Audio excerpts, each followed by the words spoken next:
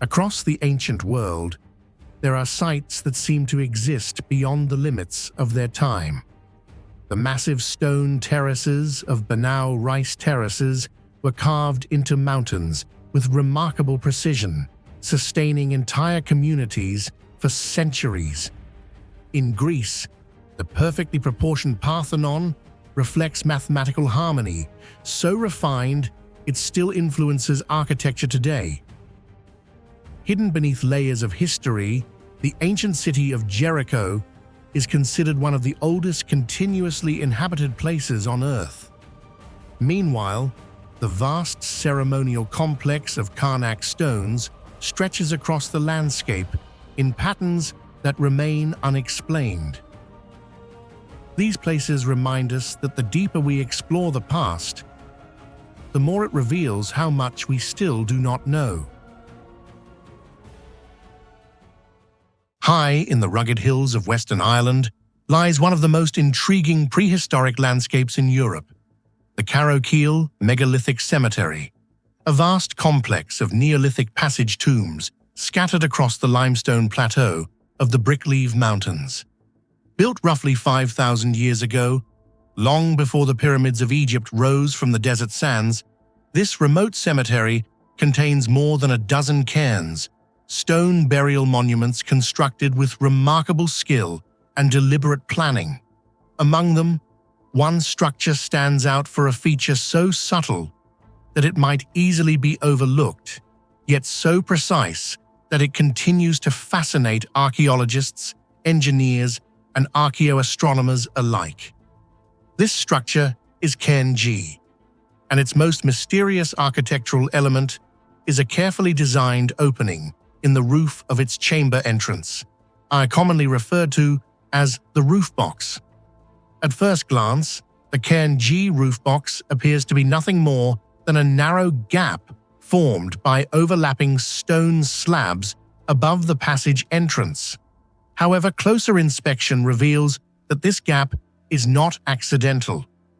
The stones forming the roof of the passage have been arranged in such a way that a small, carefully controlled opening remains between them.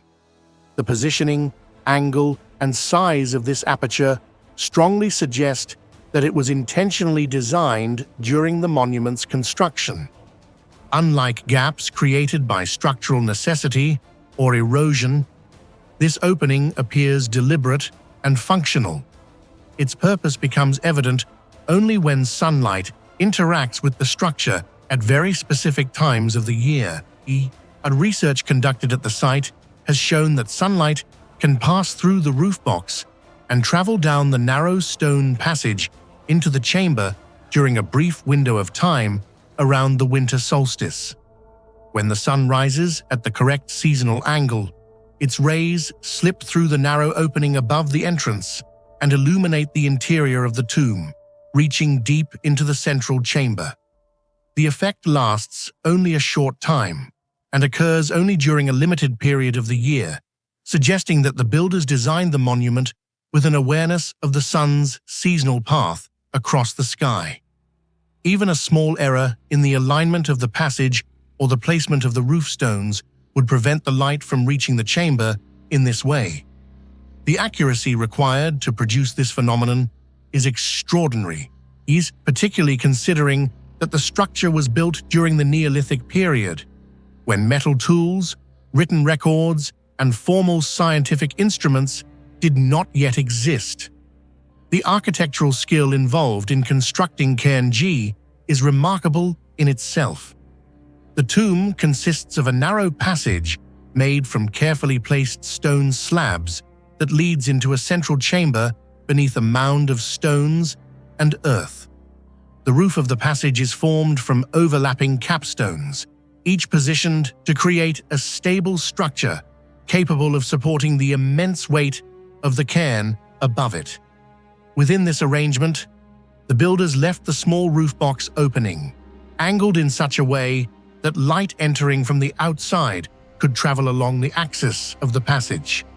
This required not only a sophisticated understanding of structural balance, but also an awareness of how sunlight moves through space over the course of the year. The roof box had to be precisely sized. If it were too wide, sunlight would enter the tomb throughout much of the year. If it were too narrow, the light might never reach the chamber at all. The balance achieved suggests careful planning rather than improvisation. Another intriguing aspect of the site is that not every tomb at Carrowkeel includes such a feature. Although the cemetery contains multiple cairns built with broadly similar techniques, the roof box is most clearly associated with Cairn G. This raises an important question about the purpose of the monument. If the roof box was intended to create a seasonal light effect, then why was this feature included in some tombs but not others? One possibility is that Cairn G held special ceremonial significance within the cemetery. It may have served as a focal point for seasonal gatherings or ritual observances connected to the changing cycle of the sun. The winter solstice, marking the shortest day of the year and the gradual return of longer daylight hours, may have carried deep symbolic meaning for Neolithic communities dependent on seasonal rhythms for survival. The moment when sunlight entered the chamber could have represented renewal, rebirth, or the turning of cosmic cycles. Cairn G's design also places it within a broader tradition of prehistoric monuments in Ireland that appear to incorporate astronomical alignments. The famous Passage Tomb at Newgrange, for example, contains a well-known roof box above its entrance that allows sunlight to illuminate the chamber during the winter solstice sunrise. Another nearby monument, Noth, also shows evidence of solar alignments. These similarities suggest that Neolithic communities in Ireland may have shared a tradition of observing the movement of celestial bodies and incorporating those observations into their architecture. However, each site displays unique variations in design, indicating that these monuments were not simply copied from one another, but developed through local knowledge and experimentation. Yet the most profound mystery surrounding the Cairn G roof box is not merely that it aligns with the winter sun, but how the builders achieved such precision in the first place. This question forms the heart of the site's enduring enigma. And 5,000 years ago, the people who constructed the monument had no telescopes, compasses, or written mathematical systems. They lacked metal instruments capable of making highly accurate measurements, and yet they managed to orient a complex stone structure in such a way that sunlight would pass through a narrow opening and travel along a confined corridor at a particular time of year. How could this have been done? One possibility is that the builders conducted long-term observations of the sun's movements across the horizon. By watching where the sun rose and set throughout the year, they may have identified the extreme points reached during the solstices. Over many years, these observations could have allowed them to establish a reliable seasonal pattern. Markers placed on the landscape, perhaps wooden posts or standing stones, might have been used to track the sun's position during different times of the year. Once these positions were understood, the builders could have oriented the passage of the tomb accordingly. However, even with careful observation, translating the position of the sun into the geometry of a stone structure would have been extremely challenging. The builders had to consider not only the horizontal alignment of the passage, but also the vertical angle of the sunlight entering through the roof box.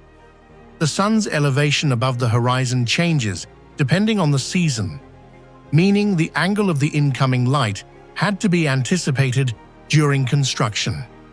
This implies a level of spatial reasoning and practical experimentation that is difficult to reconstruct today. It is possible that early versions of the monument were adjusted or modified as builders observed how sunlight interacted with the structure. The final arrangement may have been the result of repeated refinement across generations. Another factor to consider is the cultural knowledge embedded within Neolithic communities.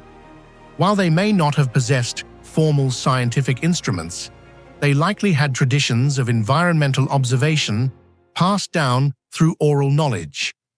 Communities living closely with the land would have been highly attuned to seasonal changes in daylight, weather patterns, and the behavior of plants and animals. Such knowledge could have been incorporated into the design of ceremonial architecture, especially if astronomical events were believed to carry spiritual significance. The construction of a passage tomb aligned with the winter sun may have represented not just technical achievement, but also a ritual expression of cosmological beliefs. Despite these theories, the exact methods used by the builders remain uncertain. Archaeologists can study the stones, measure the alignments, and model the movement of sunlight through the passage, but reconstructing the decision-making process of people who lived 5 millennia ago is far more difficult.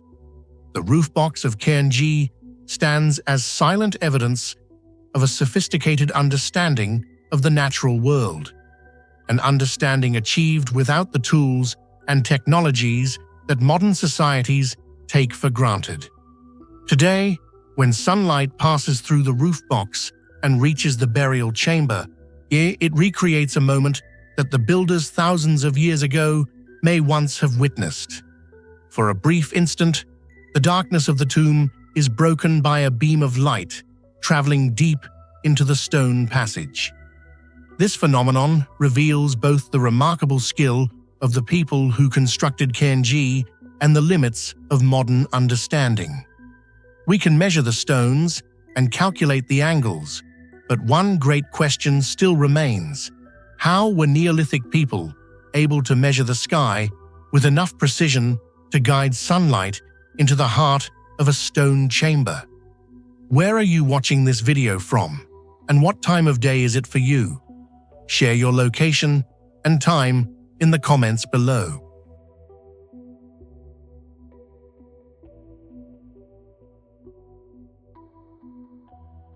The Sumhuram temple platform stands among the most intriguing architectural remnants of the ancient port city of Sumhuram, located near the lagoon of Khor Rori on the southern coast of present-day Oman.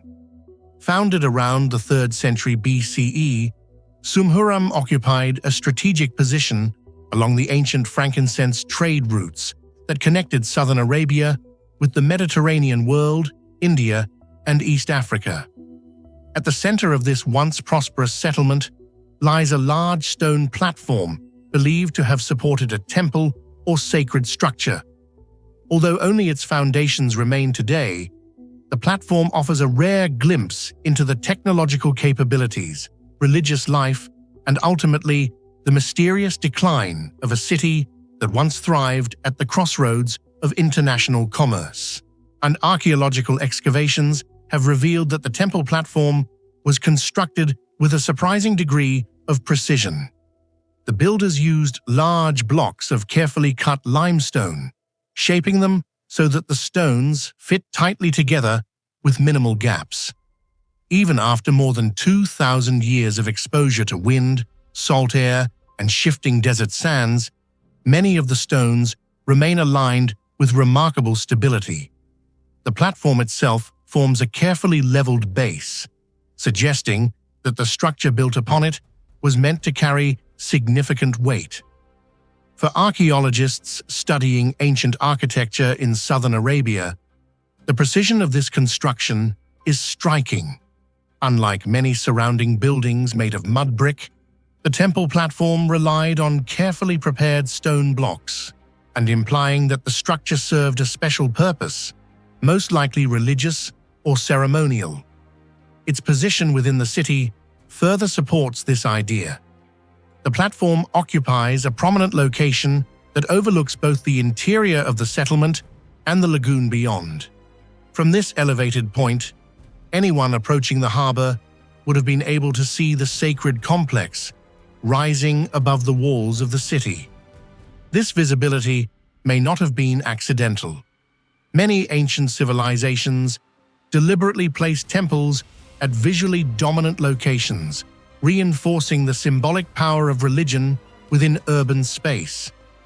In Sumhuram, the temple platform may have served as both a spiritual center and a landmark for merchants arriving by sea. Ships carrying valuable cargo, especially frankincense, the aromatic resin that made southern Arabia famous in the ancient world, would have entered the lagoon below the city, perhaps greeted by the sight of the temple overlooking the harbor. Frankincense played a crucial role in the prosperity of Sumhuram. The resin was harvested from trees growing in the Dhofar region and transported through a vast commercial network reaching Egypt, Rome, Persia, and India. In temples across the ancient world, frankincense smoke was used in religious rituals, creating a powerful symbolic connection between Sumhuram's trade and the spiritual practices of distant cultures. Because of this, some scholars believe that the temple platform may have been associated with rituals linked to the frankincense trade itself. Offerings could have been made to protective deities, and asking for safe journeys across the sea or prosperity in commerce.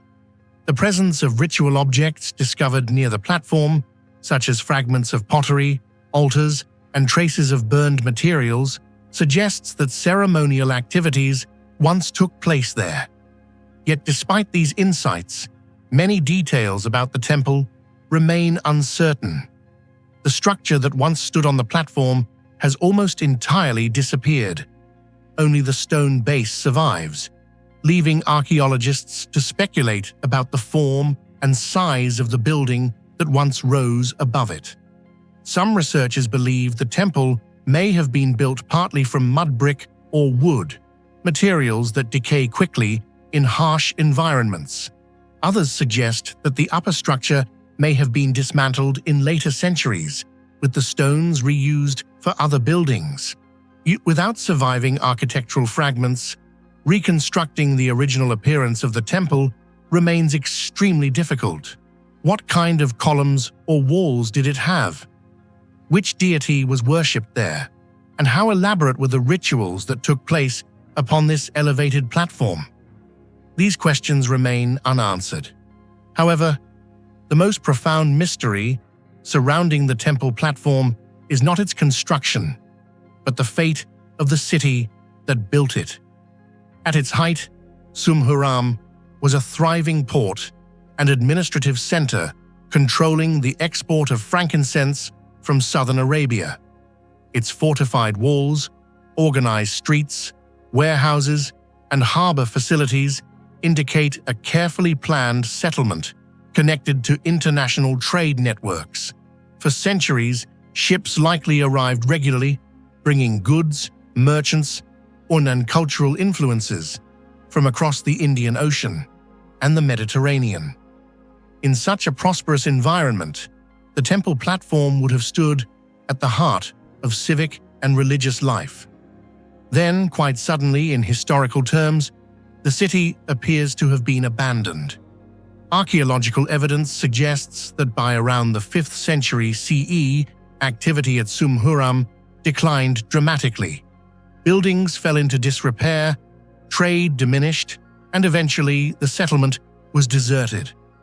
The once active harbor grew silent, and the temple platform, once the foundation of a sacred structure overlooking a busy port, was left standing alone amid empty ruins. For centuries afterward, sand and sediment slowly covered the remains of the city, preserving them in a kind of archaeological time capsule. The reasons for this sudden abandonment remain one of the greatest mysteries associated with Sumhuram and its temple platform. Several theories have been proposed, yet none provides a complete explanation. One possibility involves changes in the regional trade networks that had once sustained the city. The demand for frankincense may have declined as political and economic systems shifted across the ancient world. New maritime routes might have bypassed the harbor at Khor Rori, redirecting commerce toward other ports. If merchants stopped arriving, the economic foundation of Sumhuram would have collapsed. Another theory points to environmental change. Over centuries, sediment carried by seasonal rains may have gradually filled parts of the lagoon, making navigation more difficult for ships entering the harbor. Then, if the port became inaccessible to larger vessels, the city's strategic importance would have diminished rapidly. Even a small change in coastline or water depth could have disrupted maritime trade in an ancient port dependent on precise navigation. Political instability may also have played a role. The region of southern Arabia experienced shifts in power among local kingdoms and foreign influences during late antiquity. Conflicts, changes in administration, or the rise of competing trade centers might have undermined Sumhuram's position within the broader economic landscape. Whatever the cause, the abandonment of the city left its temple platform frozen in time. The rituals that once filled the sanctuary with smoke and chanting ended abruptly. Merchants who may have offered prayers for safe voyages disappeared. The harbor fell quiet, and the once vibrant settlement slowly faded from human memory. Today, the platform stands as a silent witness to that lost world. Visitors walking among the ruins see only a carefully constructed stone base. Yet this modest structure represents far more than the remains of a building. It is a fragment of a forgotten system of trade, belief, and urban life that once connected distant civilizations across deserts and oceans. The precision of its stones reflects the skill of ancient builders.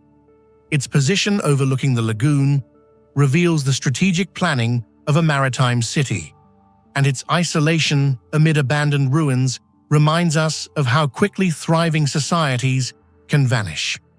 In this sense, the Sumhuram temple platform is not merely an archaeological feature.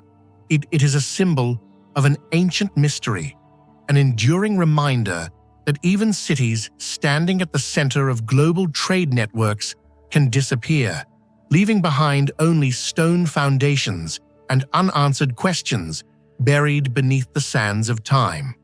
What do you think truly caused the ancient city of Sumhuram, once a major center of the famous frankincense trade, to be abandoned so suddenly? Share your thoughts or theories in the comments below.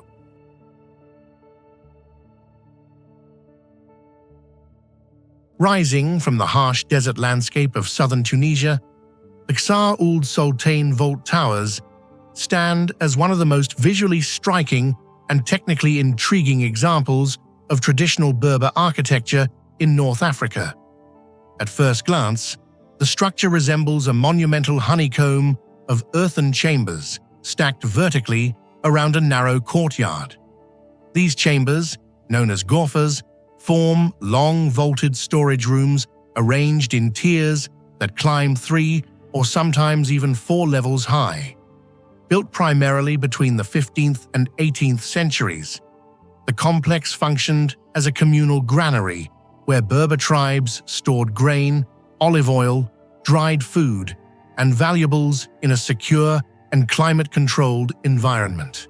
Yet despite centuries of exposure to intense desert heat, wind, and seasonal storms, many of these towers remain remarkably intact. Their survival raises important questions about the engineering knowledge, material science, and architectural techniques used by the communities who built them.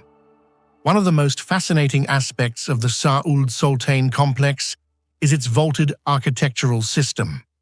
Each ghorfa is constructed as a long barrel-vaulted chamber, an engineering form that distributes weight through compression along curved walls rather than relying on beams or structural frames. This principle was widely used in ancient architecture, from Roman baths to Middle Eastern caravanserais. But in Ksar Ouled Soltane, it appears in a distinctive vertical arrangement.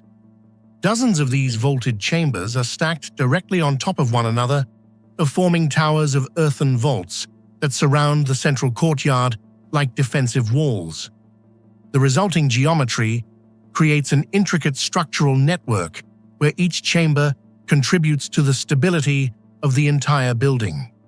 The lower vaults bear the weight of those above, while the thick outer walls help distribute stress across the structure. Archaeologists studying the site often note that the design seems deceptively simple, yet it demonstrates an advanced understanding of structural compression and load distribution. Exactly how local builders calculated these forces without modern engineering tools remains an open question.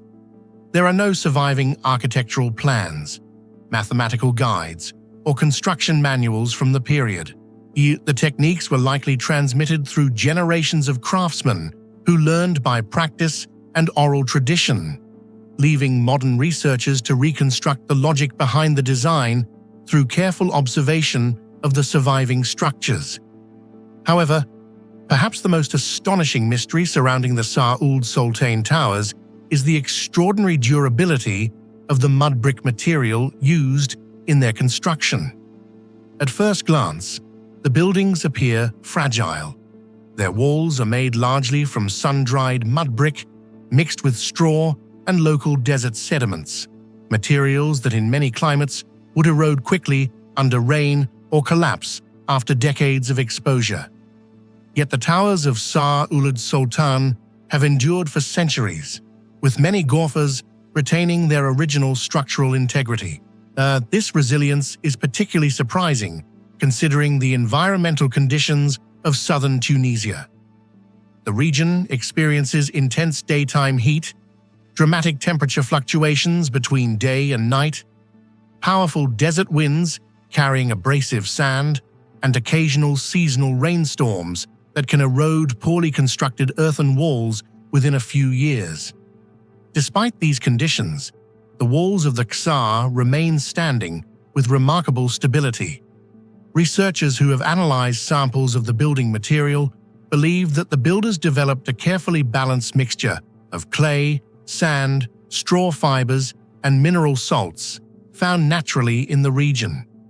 The straw fibers reinforce the mud brick, preventing cracks from spreading, while the sand and clay create a dense matrix that resists erosion. Over time, due repeated cycles of drying under the desert sun may have further hardened the bricks, effectively turning them into a durable, earthen composite. Some scholars have also suggested that trace amounts of gypsum or lime present in the soil could have contributed to a natural cementing process.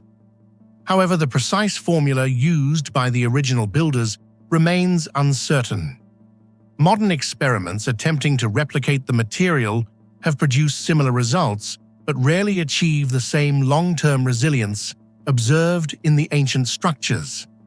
This has led some researchers to suspect that subtle factors, such as the specific mineral composition of local soils, the timing of construction during particular seasons, or the traditional methods used to compact and cure the bricks, may have played a crucial role. In other words, the durability of these walls may not come from a single ingredient, but from a combination of environmental knowledge and construction techniques that modern observers do not fully understand. Equally intriguing is the thermal performance of the mud brick towers, which reveals an intuitive understanding of desert climate engineering.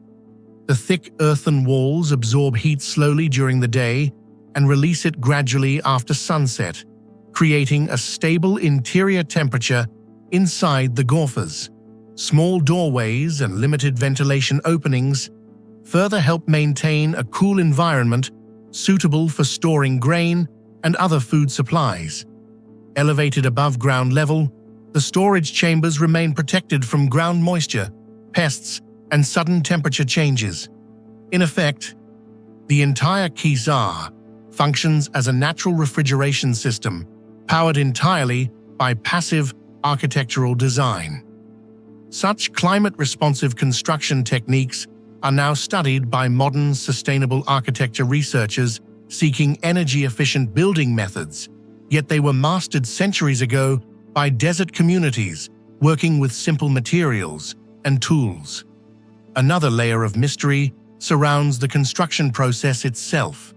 The towers rise several stories high, yet there is little evidence of large scaffolding systems or complex lifting mechanisms at the site. Building a series of stacked barrel vaults requires careful staging, as each layer must support the weight of the next while maintaining precise curvature and alignment. Some archaeologists believe the builders constructed the gorfas sequentially and using temporary earthen ramps or platforms that were later removed once the upper levels were completed. Others suggest that wooden supports or simple formwork may have been used during the early stages of vault construction before being dismantled once the arches became self-supporting. Still, the exact methods used to raise materials and shape the vaults at higher levels remain uncertain. Considering the limited technology available to rural communities in the region at the time, the efficiency and precision of the finished structure continue to puzzle historians and engineers alike. Beyond its technical features, the Ksar Ouled Soltane complex also reveals insights into the social organization of Berber desert communities. Each gorfa belonged to a different family or clan, and functioning as a private storage chamber within a shared fortified complex. By storing food supplies high above ground and within thick defensive walls, the community could protect its resources from raiders, thieves, and environmental threats.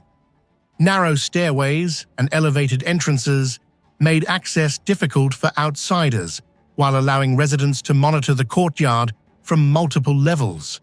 This combination of economic storage, defensive architecture, and environmental adaptation demonstrates a sophisticated understanding of both social and ecological challenges in desert life.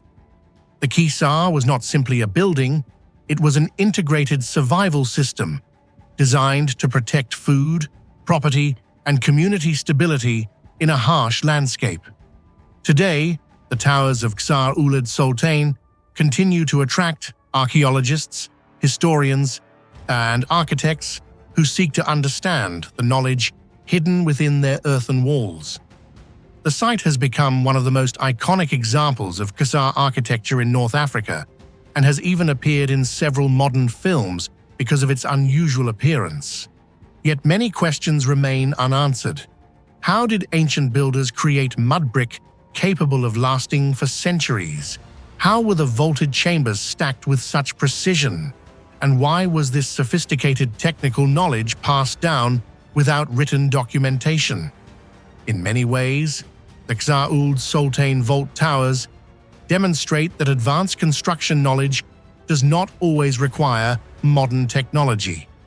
The remarkable durability of the mud brick walls shows that ancient desert communities possessed a deep understanding of local materials and environmental conditions. The layered vaults still standing today transform what appears to be a simple desert granary into one of the most impressive examples of sustainable architecture in the Sahara's harsh environment. If the Ksar Ouled Soltane vault towers can survive for centuries in such a harsh desert environment, how many other ancient construction secrets do you think are still waiting to be discovered? Share your thoughts in the comments below.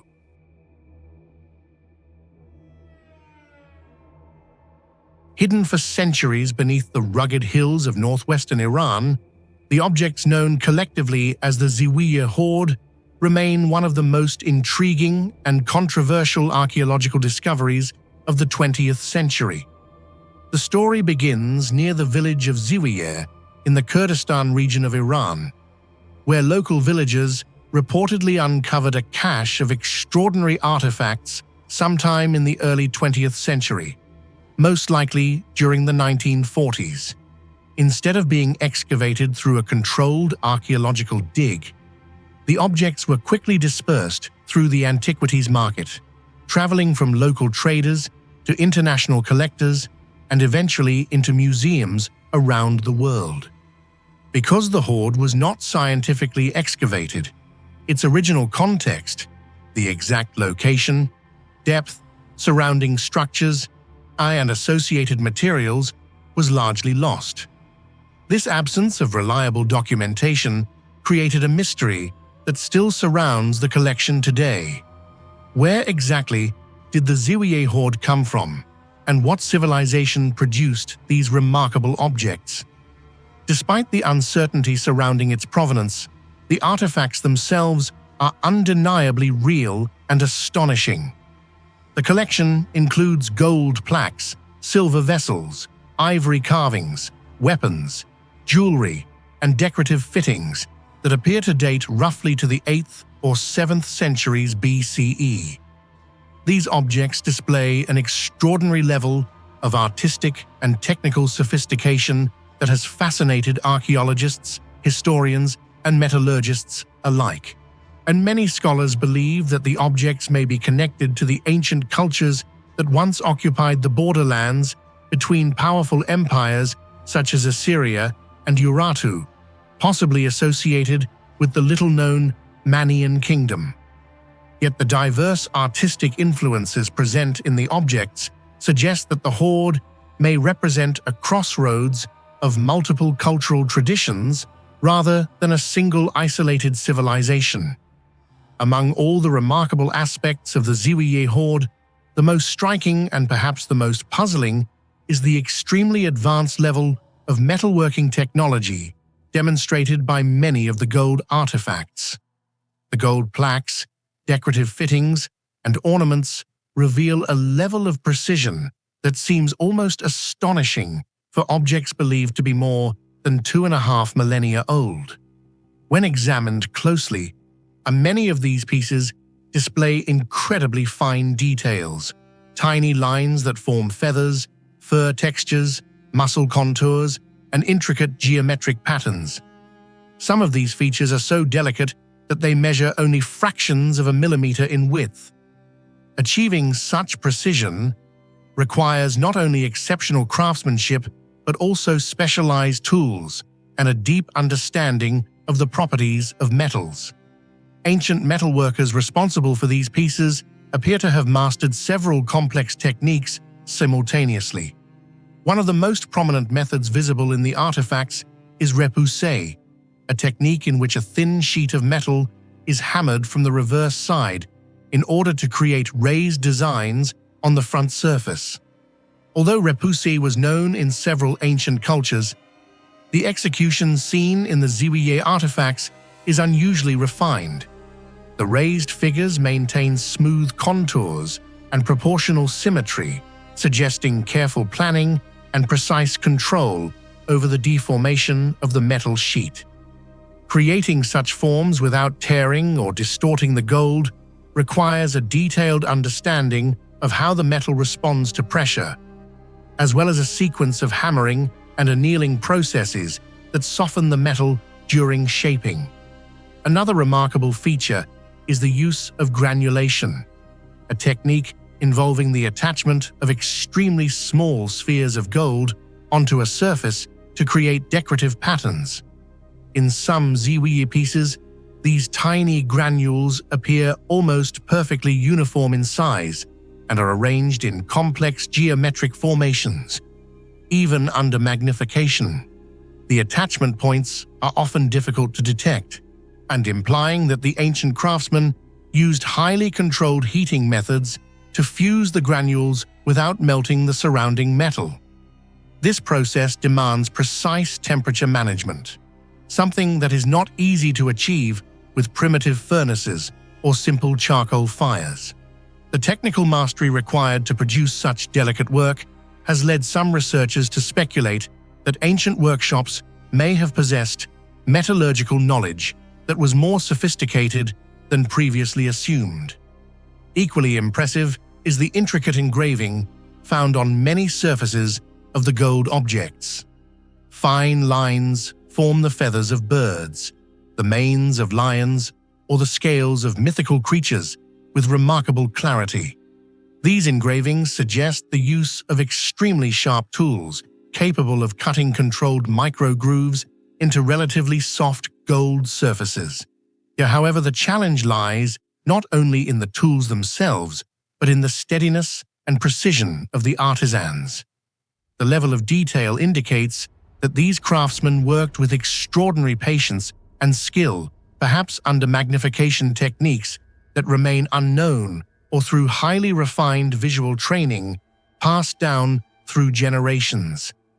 The themes depicted in these golden plaques are equally fascinating.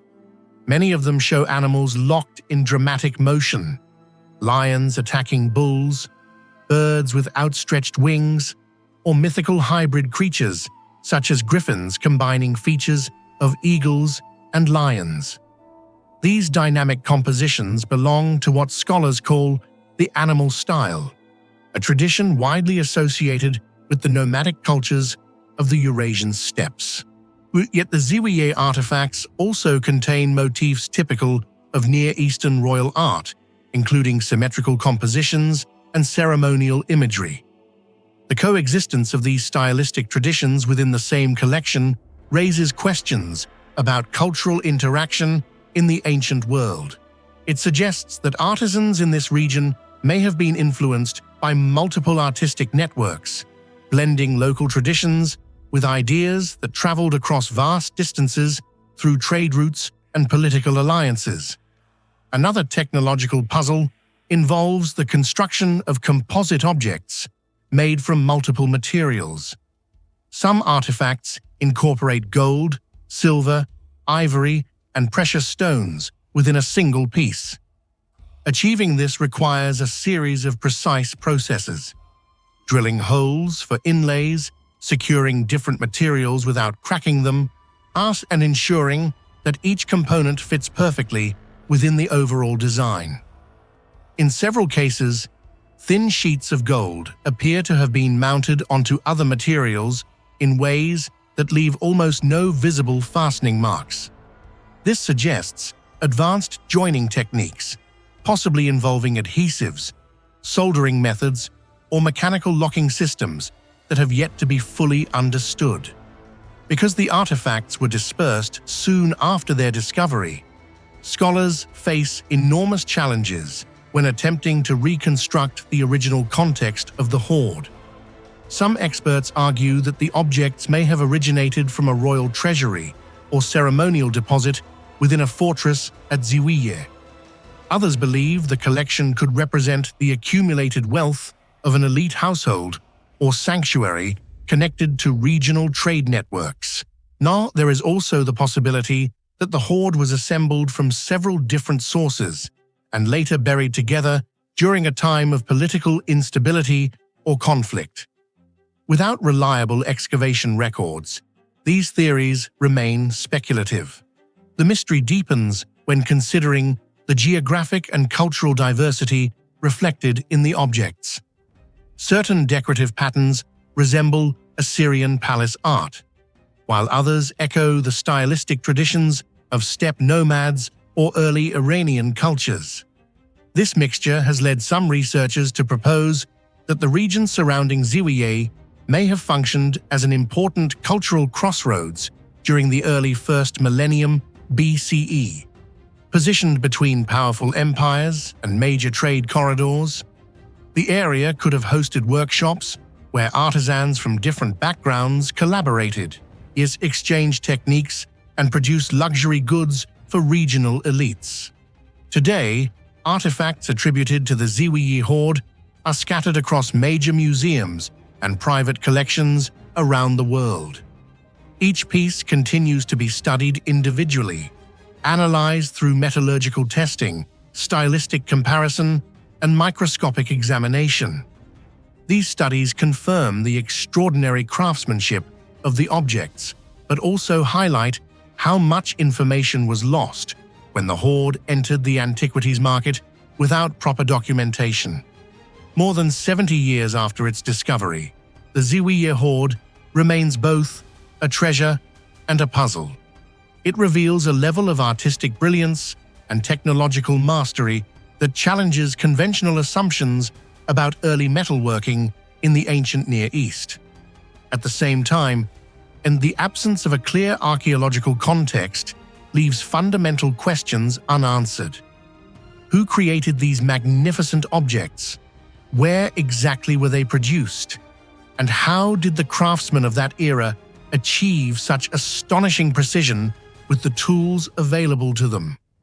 Until new evidence emerges from the region, the Ziwiye Hoard will continue to stand as a powerful reminder that even in the modern age of archaeology, some of the most fascinating chapters of ancient history remain partially hidden, waiting to be rediscovered. How do you think ancient craftsmen were able to create such incredibly precise and sophisticated gold artifacts more than 2,000 years ago? Share your thoughts in the comments below.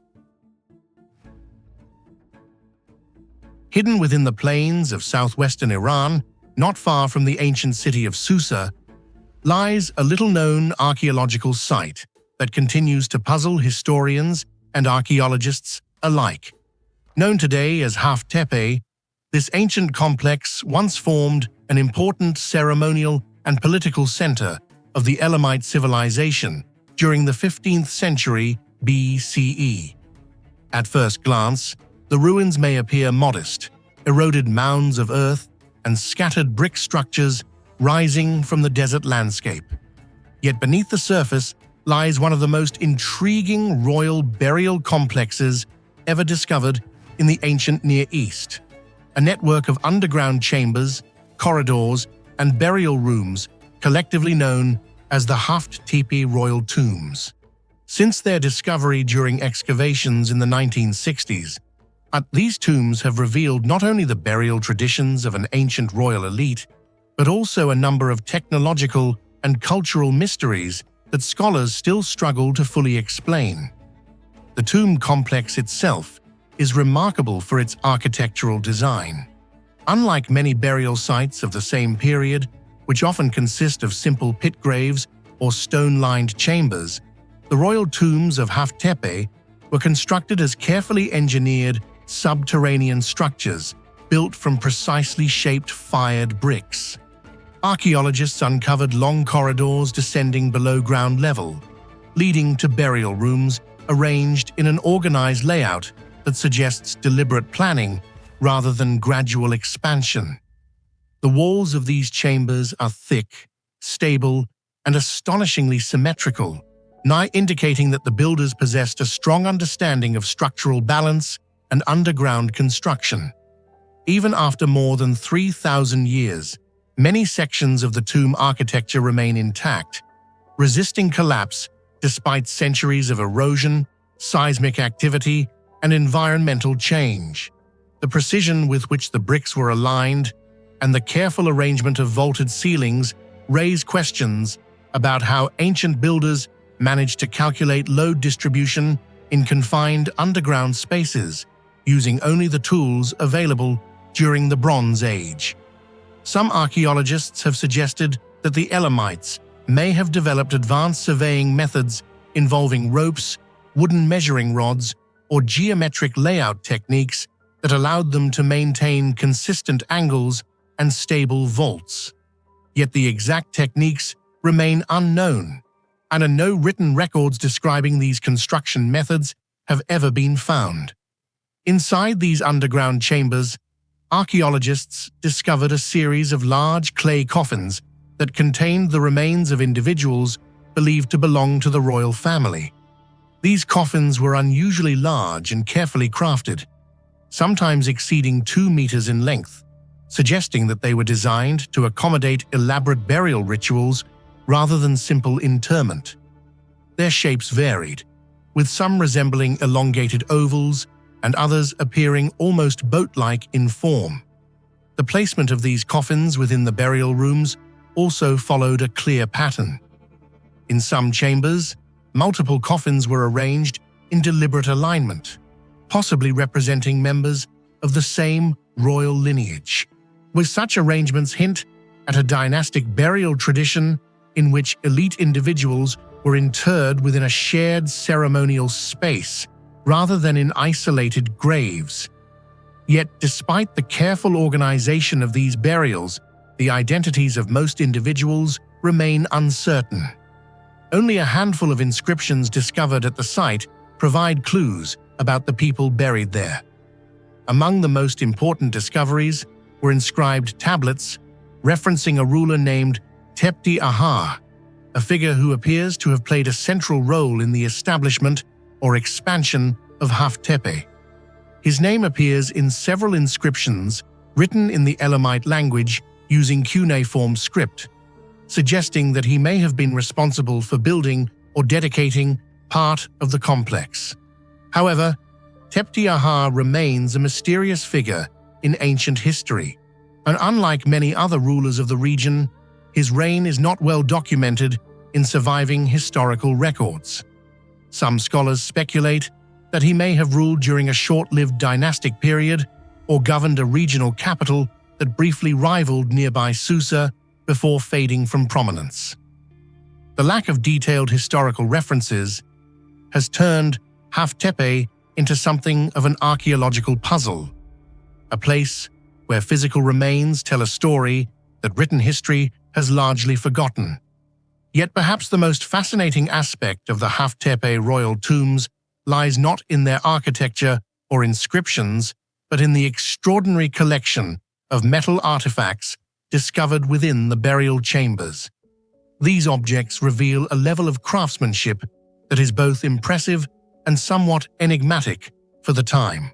Nush's archaeologists uncovered a variety of finely worked items, including gold ornaments, bronze weapons, ceremonial tools, rings, bracelets, and intricately decorated jewelry. Many of these artifacts were placed alongside the deceased as burial offerings, reflecting the belief that elite individuals would carry symbols of power and wealth into the afterlife. What makes these objects particularly remarkable is the precision with which they were manufactured. Some pieces feature delicate engraved patterns, symmetrical shapes, and carefully balanced forms that suggest a sophisticated understanding of metallurgy. The metalworking techniques evident in these artifacts raise several intriguing questions. Analysis of the bronze objects shows that the craftsmen who produced them were capable of creating highly controlled copper-tin alloys, adjusting the proportions to achieve specific hardness and durability. This level of metallurgical control implies that Elamite artisans possessed practical knowledge of smelting temperatures, alloy behavior, and casting techniques that rivaled those of other advanced Bronze Age cultures. In addition, several gold ornaments discovered at the site exhibit extremely fine decorative details, including thin wires, tiny beads, and miniature embossed patterns. Producing such intricate elements would have required specialized tools and considerable skill. Some scholars believe that artisans may have used small chisels, burnishes, and molds made from stone or hardened clay, but the exact methods remain uncertain. The possibility that these craftsmen achieved such delicate results using relatively simple equipment continues to fascinate researchers. Another mystery involves the origins of the metals themselves. Geological studies indicate that the Khuzestan region surrounding Haft Tepe contains limited local sources of tin, an essential component for producing bronze. This suggests that the raw materials used in these artifacts may have been imported from distant mining regions, possibly through long-distance trade networks extending across the Iranian plateau and into Central Asia or Anatolia. If this interpretation is correct, it would mean that the rulers buried at Haft Tepe were connected to a wider economic system capable of transporting valuable materials across vast distances. And such trade connections would have required not only logistical organization, but also political influence, implying that the city once played a more significant role in regional power dynamics than previously assumed. The craftsmanship displayed in the metal artifacts also hints at the presence of specialized workshops and highly trained artisans working under royal patronage. It is possible that Haft Tepe hosted its own metallurgical production centers, where metals were smelted, cast, and refined for ceremonial purposes. However, no large-scale workshop structures have yet been definitively identified at the site. leaving open the question of where exactly these objects were manufactured. Some researchers speculate that the artifacts may have been produced in nearby Susa and then transported to Haft Tepe for burial ceremonies, while others believe that the site itself may have supported a skilled artisan community whose physical traces have not yet been uncovered. Despite decades of archaeological investigation, many aspects of the Haft Tepe royal tombs remain unresolved. The sudden decline of the site is particularly puzzling. Evidence suggests that the settlement flourished for a limited period before being gradually abandoned. The reasons for this decline are still debated. Some scholars propose that political shifts within the Elamite kingdom led to the relocation of royal authority back to Susa, leaving Haft Tepe without its administrative significance. Others suggest that environmental changes, flooding, or regional conflicts may have disrupted the community that once supported the complex. Whatever the cause, the abandonment of the site effectively froze it in time, preserving a snapshot of Elamite royal culture beneath layers of soil and debris. Today, the Haft Tepe royal tombs remain one of the most fascinating discoveries connected to ancient Elam. Their underground architecture reflects advanced engineering and careful spatial planning, while the burial chambers reveal important aspects of royal ritual and dynastic tradition. Most striking of all are the finely crafted metal artifacts, ornaments, weapons, and ceremonial objects that demonstrate the remarkable skill of ancient metalworkers more than 3,000 years ago. Yet despite these discoveries, many details of Elamite technology remain unknown. Without written manuals, workshop remains, or clear records of metallurgical techniques, so much of their knowledge is still hidden from modern researchers. For this reason, the treasures of the Haft Tepe royal tombs continue to inspire curiosity and debate, offering a glimpse into a sophisticated civilization that once thrived in the ancient Near East, while still keeping many of its secrets buried beneath the desert soil. How do you think the craftsmen of the ancient Elamite civilization were able to create such finely crafted metal artifacts more than 3,000 years ago? Share your thoughts in the comments below.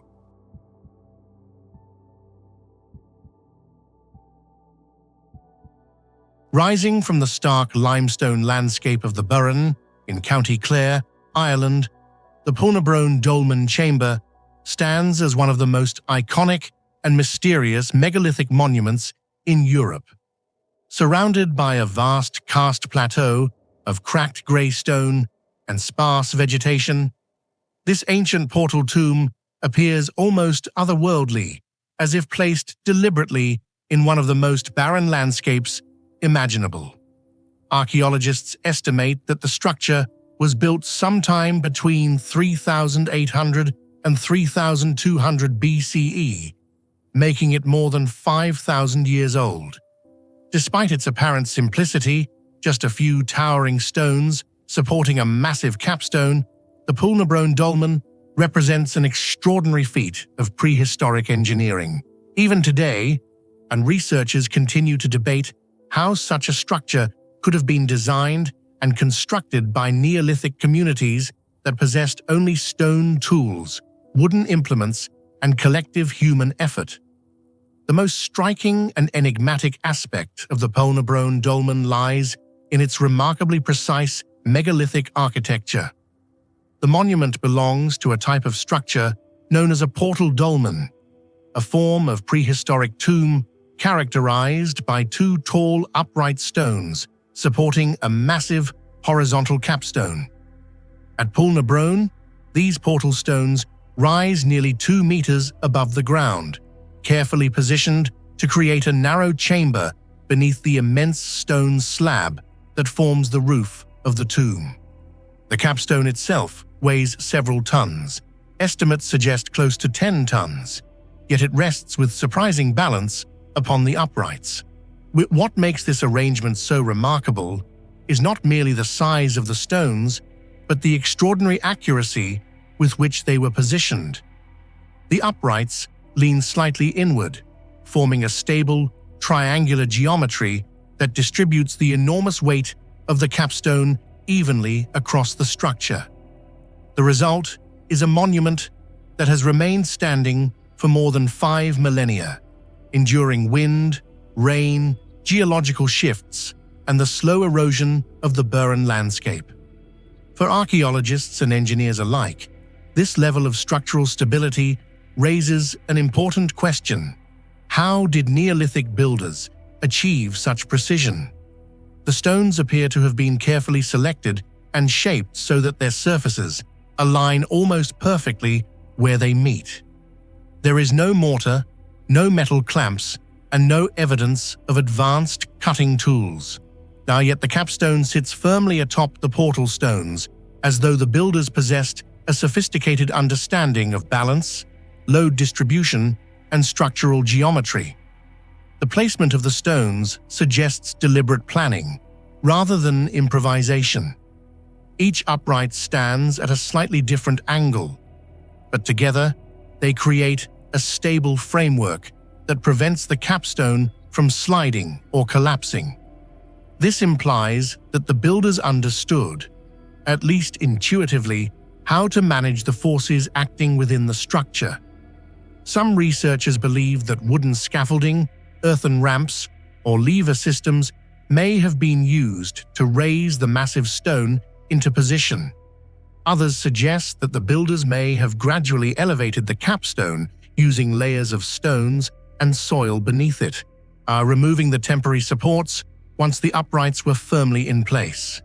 However, no direct archaeological evidence has been found that confirms exactly how the construction process was carried out.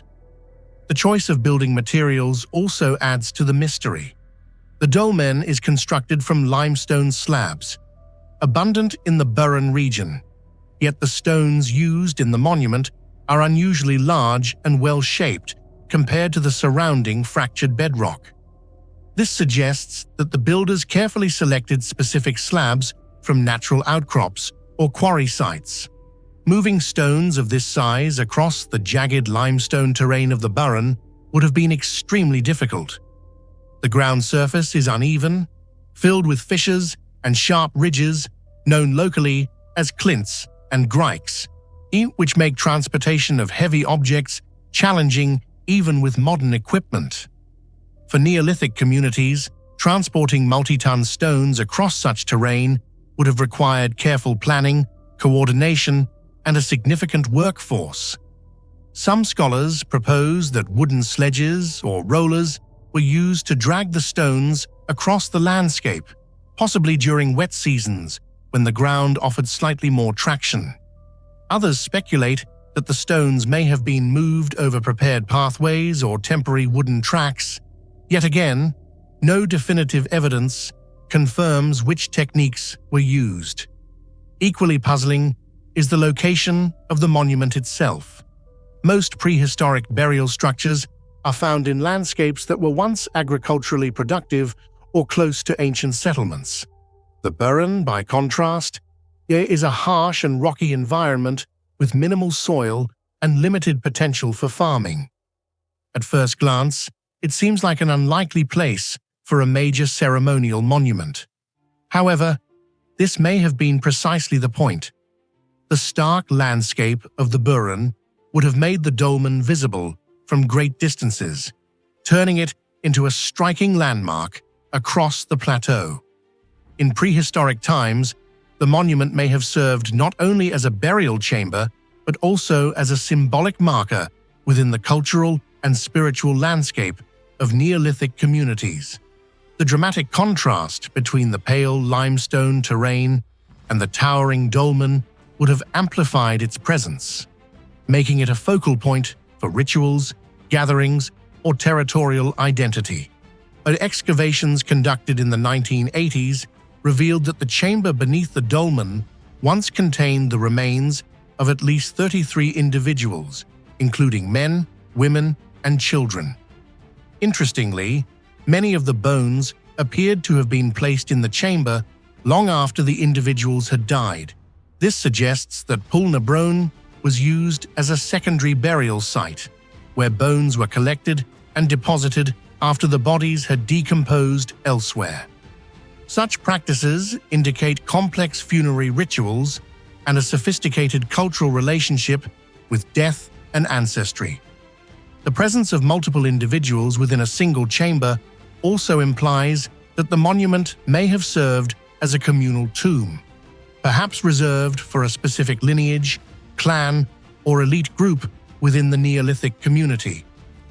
Alongside the human remains, archaeologists discovered a variety of artifacts, including stone tools, polished axe heads, bone pendants, and fragments of pottery. Some of these objects appear to have originated far beyond the Burren region, suggesting that the communities associated with Poulnabrone participated in long-distance exchange networks. The presence of finely crafted tools and ornaments indicates that the site held significant cultural importance. These objects may have been placed within the tomb as offerings, symbolizing status, memory, or spiritual beliefs connected to the afterlife. Another intriguing possibility is that the dolmen once looked very different from what we see today. Many researchers believe that the stone structure was originally covered by a mound of earth or smaller stones, forming a burial cairn that surrounded the chamber. Or over thousands of years, erosion, weathering, and the unique geology of the Burren may have gradually removed this covering, leaving only the skeletal frame of the monument. If this theory is correct, the Poulnabrone Dolmen we see today represents only the inner structural core of a much larger funerary monument. The exposed capstone and portal stones would therefore be the surviving framework of a structure that once appeared far more massive and monumental. Yet despite decades of research, the most profound mystery surrounding the Poulnabrone Dolmen remains its construction.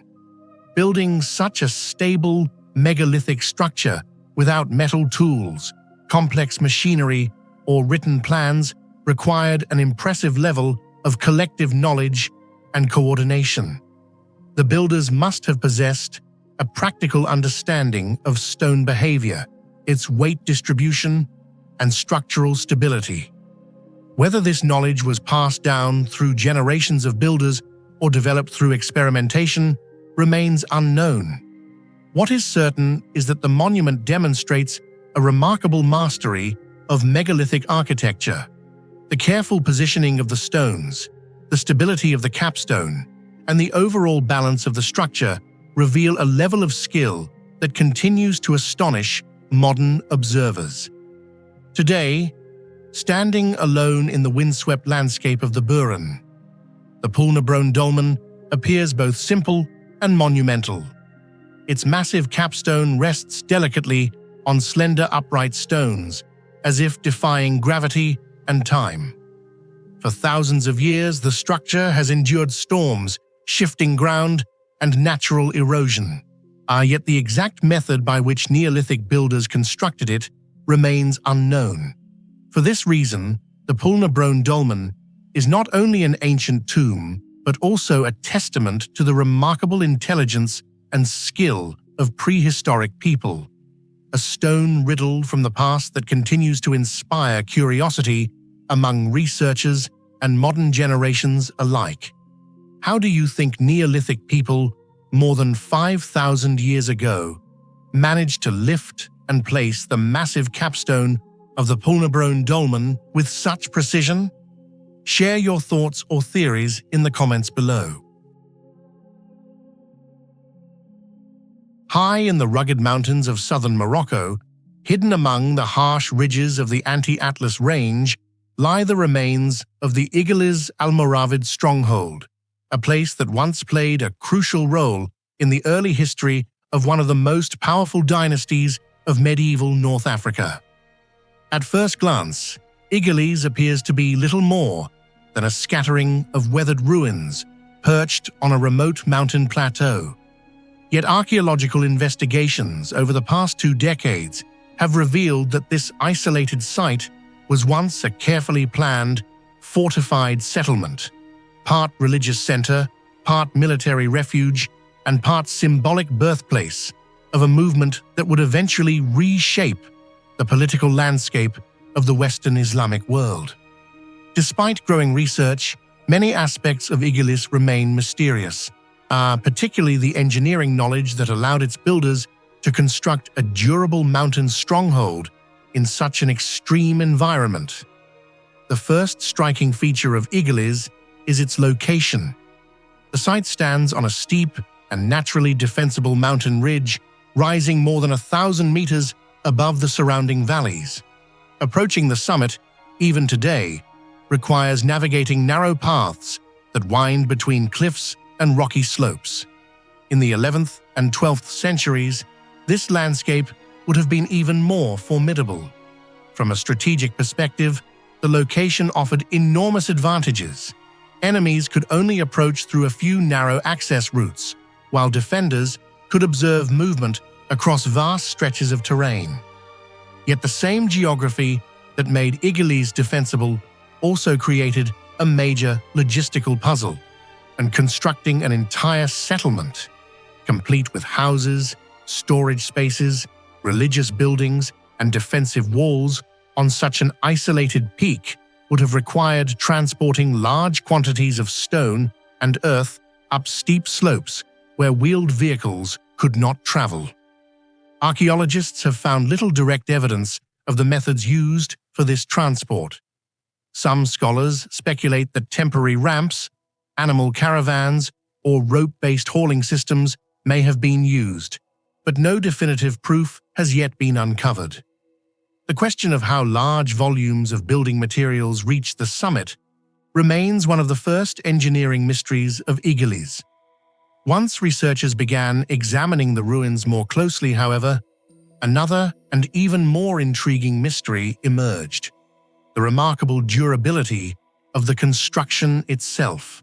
The buildings of Ighliz were created primarily using a combination of local stone and rammed earth, a technique widely used across North Africa for centuries. In principle, rammed earth construction is simple.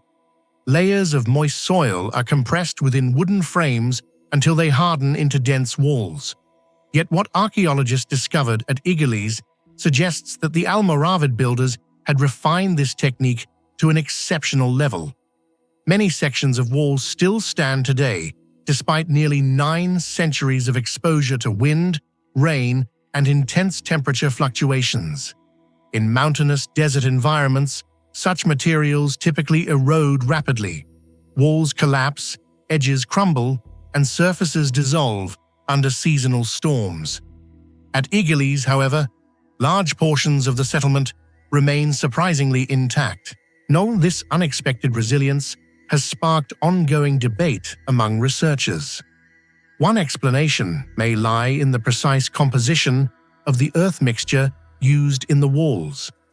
Soil in the Anti-Atlas region contains particular mineral combinations, such as clay, sand, and small stone fragments that, when compacted correctly, can create extremely strong structural material. Some archaeologists believe the builders carefully selected and prepared these materials, possibly mixing them with additional stabilizing elements such as lime or natural binding compounds. Another possibility involves the method of compression itself. Rammed earth walls become significantly stronger when compacted in multiple thin layers rather than a few thick ones. An evidence from the surviving walls suggests that the builders may have employed an advanced layering technique, carefully packing each stratum to maximize density and resistance to erosion. Equally impressive is the way these earthen walls were integrated with stone foundations and structural reinforcements. At Ighliz, many buildings begin with carefully arranged stone bases that anchor the structure to the uneven mountain terrain. These foundations not only stabilize the walls, but also protect the earthen portions from moisture rising from the ground. Above these bases, rammed earth layers rise in thick vertical sections, creating walls capable of supporting multi-room structures and defensive barriers. In several areas of the site, archaeologists have observed how stones were inserted strategically within the earthen mass to strengthen corners and vulnerable points. This hybrid technique, combining stone stability with earthen mass, produced buildings that were both strong and efficient to construct. Another aspect that continues to puzzle specialists is how well these structures adapted to the harsh environmental conditions of the mountain. The Anti-Atlas region experiences strong winds, sudden rainfall events, and dramatic temperature swings between day and night. Materials expand and contract under such conditions, often causing cracks and structural weakness. Yet the architecture of Ighliz appears to have been designed specifically to withstand these stresses. The walls are unusually thick and providing thermal stability and reducing internal temperature changes. Many structures also appear to have been oriented in ways that minimize direct exposure to prevailing winds. Even small architectural details, such as the slight outward slope of some walls, may have helped shed rainwater and prevent erosion. Beyond the technical construction methods, Ighliz also demonstrates a sophisticated understanding of how to organize a settlement on extremely uneven terrain. Instead of forcing the landscape into a rigid geometric layout, the builders allowed the architecture to follow the natural contours of the mountain. Houses and communal spaces were arranged on terraces carved into the slopes, connected by narrow pathways and stairways that climbed from one level to another. Defensive walls followed the edges of cliffs and ridges, using natural rock formations as part of the fortification system. This integration between architecture and environment not only reduced construction effort, but also enhanced the defensive capabilities of the stronghold. Water management presented another challenge that the inhabitants of Ighliz had to overcome. Living atop a mountain ridge in a semi-arid climate meant that reliable water sources were scarce. Archaeological excavations have uncovered evidence of cisterns and channels designed to collect and store rainwater during seasonal storms. Although these systems appear relatively simple, they would have been essential for sustaining the community during dry periods.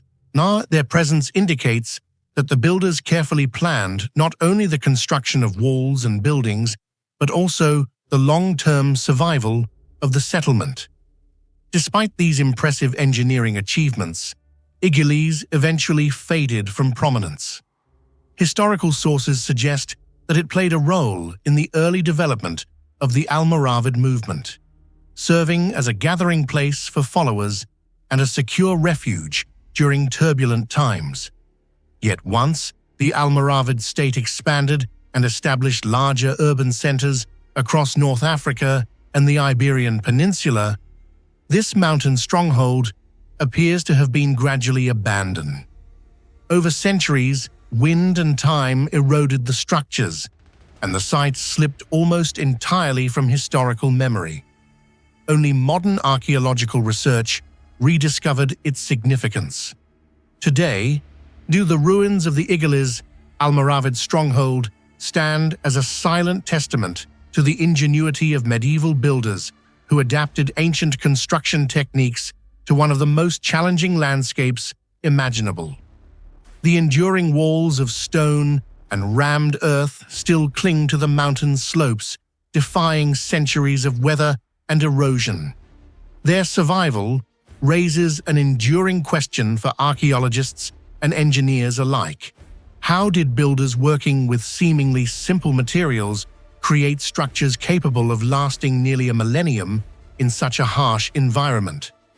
Until the precise methods and material compositions used at Ighliz are fully understood, the stronghold will remain not only a historical landmark, but also a fascinating engineering mystery hidden among the mountains of Morocco.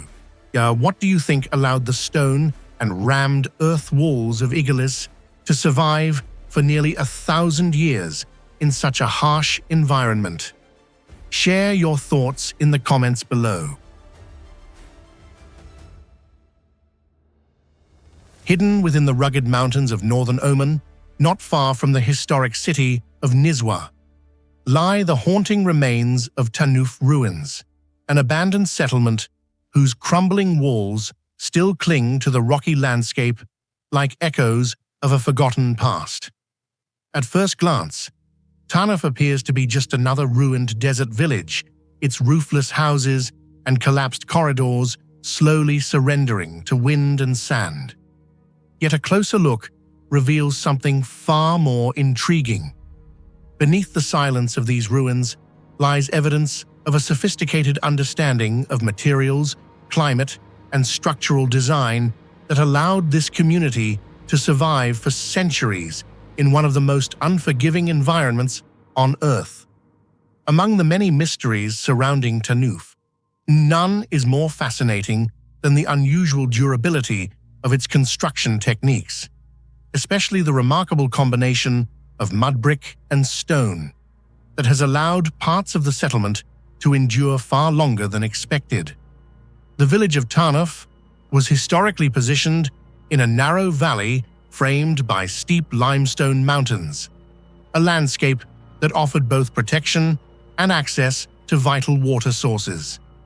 For generations, people built homes along the slopes and terraces of this valley, forming a compact settlement adapted perfectly to the harsh desert climate. What is striking to modern observers is how much of this architecture still stands, even after decades of abandonment and exposure to extreme heat, seasonal rains, and strong desert winds.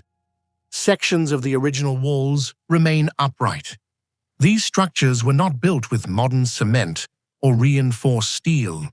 Instead, they relied on materials that appear deceptively simple: earth, stone, and organic fibers. Yet the way these materials were combined suggests a level of practical engineering that continues to surprise archaeologists. The primary building material used throughout Tanuf was mud brick, a mixture of clay-rich soil, water, and organic additives such as straw or plant fibers. Mud brick construction is common in desert regions, but the examples found at Tanuf display unusual resilience. Many walls remain intact despite centuries of weathering, suggesting that the builders possessed an advanced understanding of how to create a durable earthen composite. Researchers examining the fragments of these bricks have noted that the mixture often includes small gravel particles and fibrous material that helped bind the clay together. When dried in the intense desert sun, the result was a surprisingly strong block, capable of supporting thick load-bearing walls. Some walls in Tanuf reach thicknesses approaching a meter, creating massive thermal barriers that protected interior spaces from the extreme heat of the day and the sudden chill of desert nights.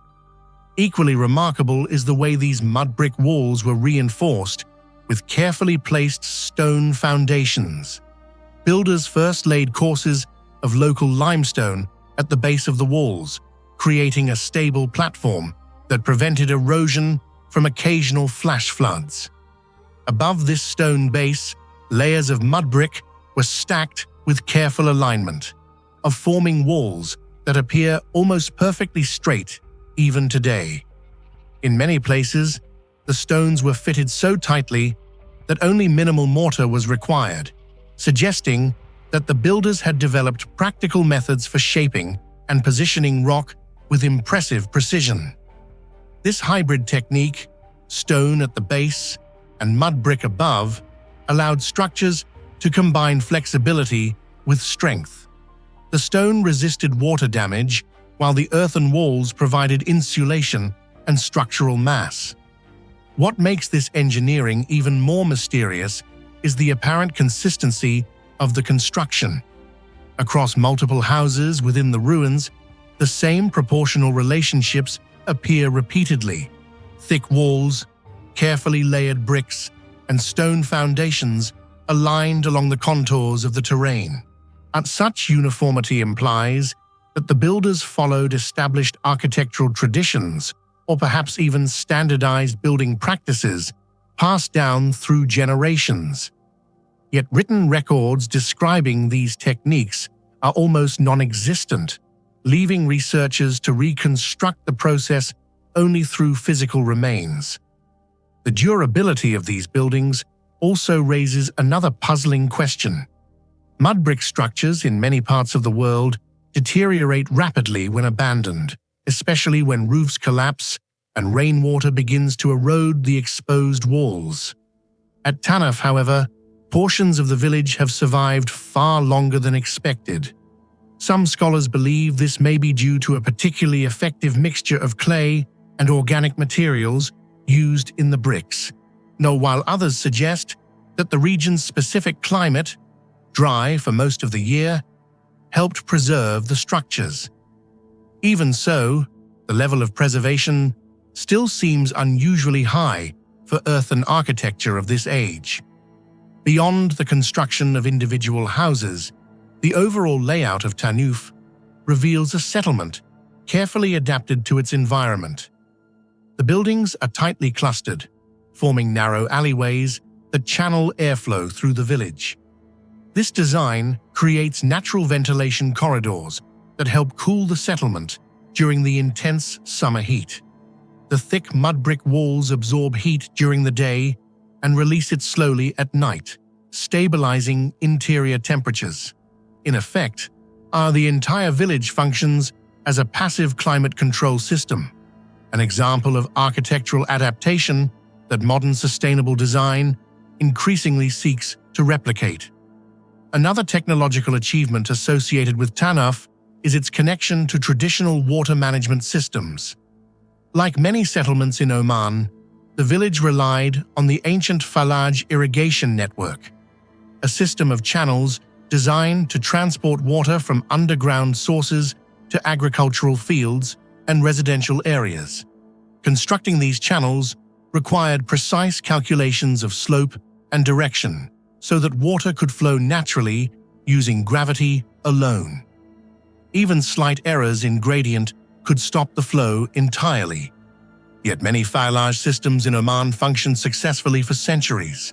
But the presence of such systems near Tanuf suggests that the inhabitants possessed detailed knowledge of local hydrology and terrain, knowledge that complemented their sophisticated building techniques.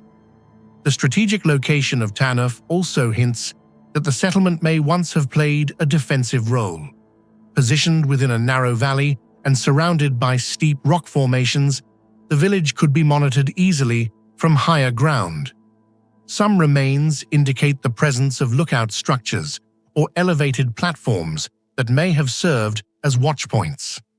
Narrow entry paths leading into the settlement would have allowed inhabitants to control access, turning the natural geography into a form of protection. While these defensive elements are less studied than the architecture itself, and they reinforce the idea that Tanuf was designed with careful planning rather than random growth. Yet perhaps the greatest mystery surrounding Tanuf is not how it was built, but why it was ultimately abandoned. Historical accounts suggest that the village was still inhabited until the mid-20th century, when regional conflicts and social changes led residents to relocate to newer settlements nearby. When the population left, the buildings were simply abandoned, leaving behind a frozen snapshot of traditional desert life. Over time, roofs collapsed and wooden beams decayed, but the stone and mud brick walls endured, preserving the skeletal outline of the community. Today, walking through the Tanuf ruins feels like moving through a silent architectural archive. Now, each cracked wall and eroded staircase tells part of the story of a society that mastered the art of building with the simplest materials available. The ruins demonstrate that advanced engineering does not always rely on complex technology. Sometimes it emerges from generations of observation, experimentation, and adaptation to the environment. In Tanuf, earth and stone were transformed into structures capable of surviving centuries of desert weather, a testament to the ingenuity of the people who once lived there. For archaeologists and historians, the site remains an important reminder that ancient or traditional technologies can hold lessons still relevant today. The durability of Tanuf's mud brick and stone architecture challenges modern assumptions about so-called primitive materials. Even in ruins, the village reveals a sophisticated understanding of structural stability, climate control, and resource management. And while many details of its construction techniques remain uncertain, the surviving walls stand as quiet evidence that the builders of Tanuf possessed practical engineering knowledge far more advanced than their simple tools might suggest. How do you think the builders of Tanuf centuries ago were able to create mud brick and stone structures that remained so durable in such a harsh desert environment?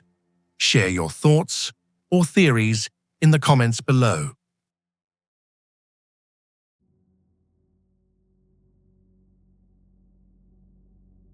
The Barnhouse settlement core stands as one of the most intriguing Neolithic residential sites ever uncovered in northern Europe.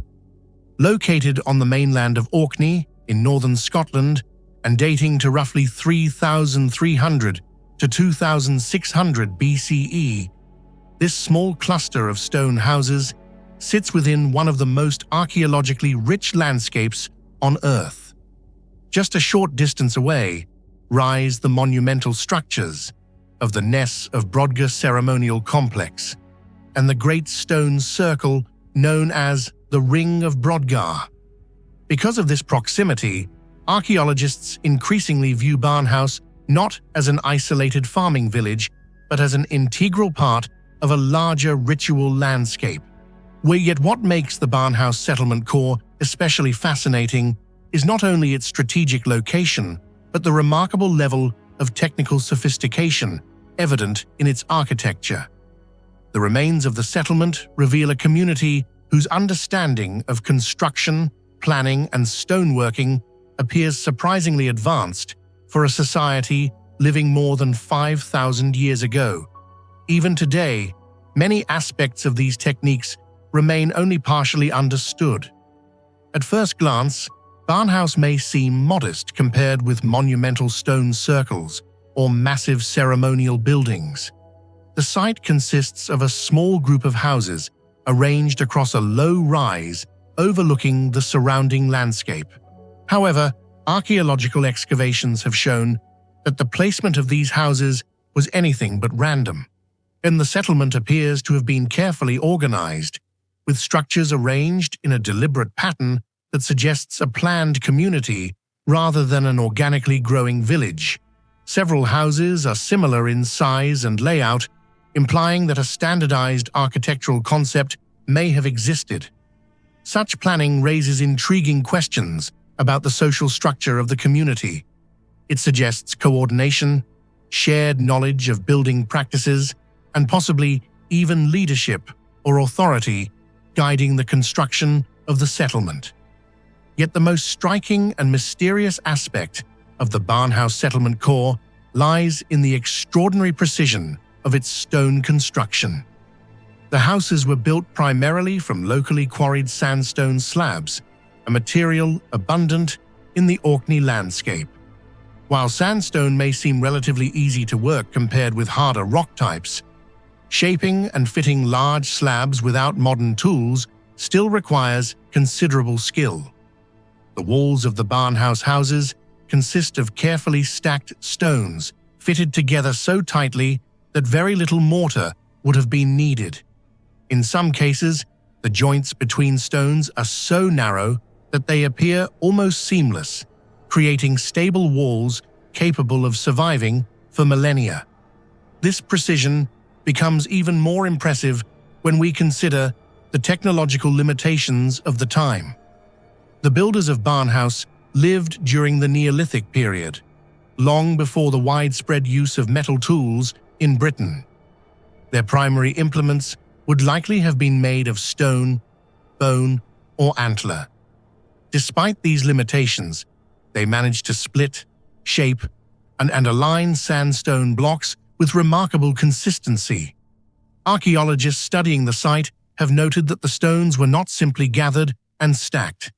Instead, they appear to have been deliberately selected for size and shape, then carefully placed to create strong, stable walls. The internal structure of the houses further demonstrates this sophisticated approach to building. Each dwelling typically contained a central hearth, which served as the focal point of domestic life. On either side of the interior space were raised stone platforms interpreted as beds. Opposite the entrance often stood a carefully constructed stone dresser, possibly used for storage or display of important objects. What is particularly striking is how consistently this layout appears across multiple houses. Such repetition suggests that the builders were following a well-established architectural tradition rather than improvising individual designs. Another technical challenge involved the stability of the buildings themselves. The harsh climate of the Orkney Islands brings strong winds, heavy rains, and seasonal temperature fluctuations. To withstand these conditions, the houses needed to be structurally sound. The thick stone walls of Barnhouse would have provided insulation and protection from the elements, but their long-term durability depended on precise construction techniques. The careful interlocking of stone slabs created walls that distributed weight evenly, reducing the risk of collapse. Even after thousands of years, the surviving foundations reveal how effective these techniques were. And one of the most puzzling questions is how Neolithic builders managed the transportation and handling of the stones used in construction. While sandstone is common in the region, moving large slabs still requires coordination and physical effort. Some stones appear to have been quarried specifically for the site rather than collected randomly. This suggests that the inhabitants may have had organized methods for extracting and transporting building materials. Wooden sledges, rollers, or simple lever systems might have been used, although direct evidence for these techniques remains limited. The absence of clear archaeological traces leaves researchers relying on experimental archaeology and educated speculation. Now, even more intriguing is the possibility that certain stones were selected not only for structural purposes, but also for symbolic reasons. Some houses at Barnhouse contain unusually large or distinctive slabs placed in prominent positions. These may have held social or ritual significance beyond their practical function. The combination of careful stone selection and precise placement suggests that the builders viewed architecture as more than simple shelter. The houses themselves may have reflected cultural values, social identity, or cosmological beliefs embedded in the design of the settlement. Among the structures at Barnhouse, one building stands out as particularly unusual. Known to archaeologists as Structure 2, this large building differs significantly from the other houses. It is larger in size and contains distinctive internal features, including standing stones set within the interior. Because of these differences, some researchers believe the structure may have served a ceremonial or communal function, rather than acting as an ordinary dwelling. Its presence reinforces the idea that Barnhouse may have been closely connected to the nearby ceremonial complex at Nessov Brodga. If so, the settlement might have housed individuals responsible for maintaining or participating in ritual activities. The relationship between Barnhouse and the surrounding ritual landscape remains one of the great mysteries of the region. The settlement lies within a broader network of monuments that includes stone circles, burial sites, and monumental buildings. These sites collectively form what archaeologists often call the heart of Neolithic Orkney, a UNESCO World Heritage landscape that preserves one of the most complete prehistoric cultural environments in Europe.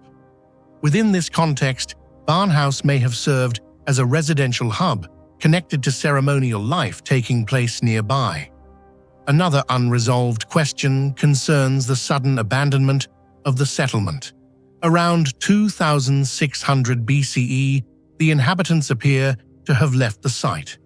Unlike many abandoned settlements, Barnhouse shows little evidence of violent destruction, large fires, or catastrophic environmental events. Instead, the departure seems to have been relatively orderly. Some archaeologists speculate that changes in religious practices or social organization may have prompted the relocation of the community, and others suggest environmental shifts, resource pressures, or broader cultural transformations occurring across Neolithic Britain. Although it has been studied for decades, the Barnhouse settlement core still raises many questions about Neolithic societies. The site shows that ancient inhabitants possessed remarkably precise architectural planning and stone building techniques, creating durable structures even with very simple tools. This has led researchers to wonder how such construction knowledge was transmitted, whether specialized builders existed or whether these techniques were widely shared within the community. Despite many unanswered questions, the Barnhouse settlement core is clearly far more than a small prehistoric village. It provides a rare glimpse into the technical skill and organizational capacity of a community that lived more than 5,000 years ago, reminding us that many achievements of ancient civilizations are still not fully understood today. What do you think about the incredibly precise stone-building techniques at Barnhouse more than 5,000 years ago? In your opinion, how did Neolithic people learn and pass down such complex construction knowledge? Share your thoughts in the comments below.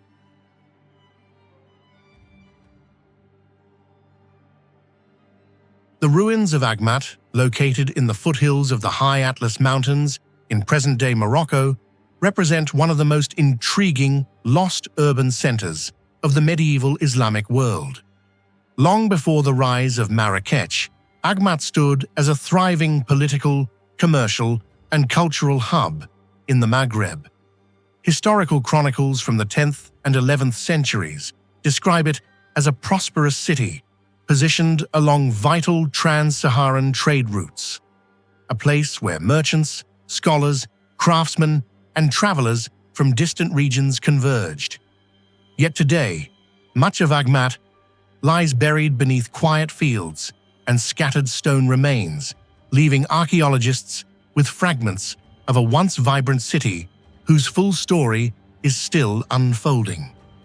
Beneath these seemingly modest ruins lies evidence of surprisingly sophisticated urban planning, advanced water management, and architectural experimentation, and durable construction techniques that have endured for more than a millennium. Archaeological investigations over the past several decades have revealed that Aghmat was far more than a simple desert settlement. Excavations show traces of organized streets, residential compounds, workshops, and large public buildings arranged in a pattern suggesting deliberate planning rather than spontaneous growth.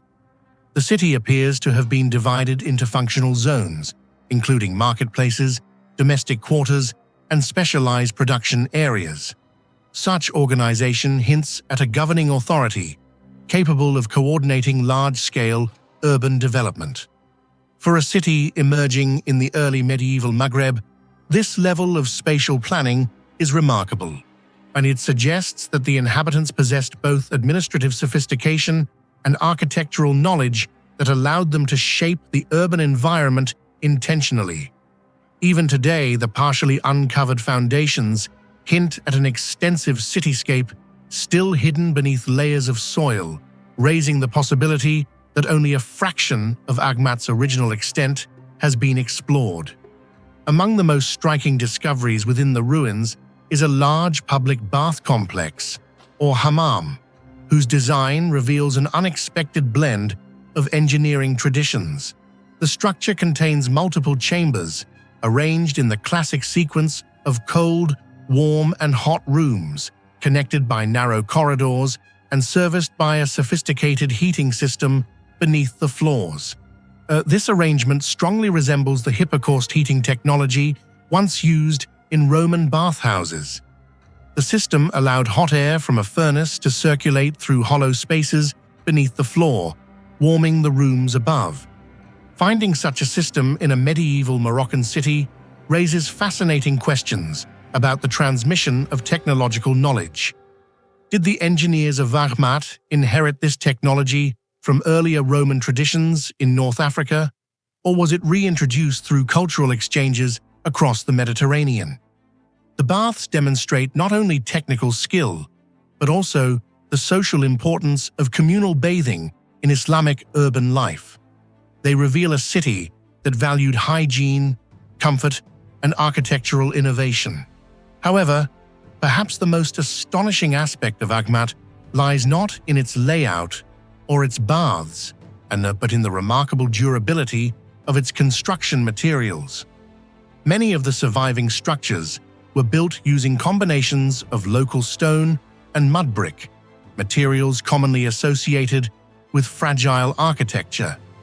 In arid and semi-arid climates, mud brick buildings often deteriorate rapidly when exposed to seasonal rains, wind erosion, and temperature fluctuations. Yet at Aghmat, several foundations and wall segments have endured for more than 1,000 years. Even after centuries of abandonment, parts of the masonry still retain their shape and structural coherence. This unexpected longevity has become one of the most intriguing puzzles associated with the site. Closer examination of the surviving walls suggests that the builders of Aghmat employed construction methods far more sophisticated than simple mud brick stacking. The bricks appear to have been carefully shaped and densely compacted, possibly using soil mixtures that included precise ratios of clay, sand, and organic stabilizers such as straw or plant fibers. Such combinations can significantly increase the strength and resilience of earthen materials. In some areas, layers of stone foundations were used to elevate the mud brick walls above ground moisture, protecting them from water damage.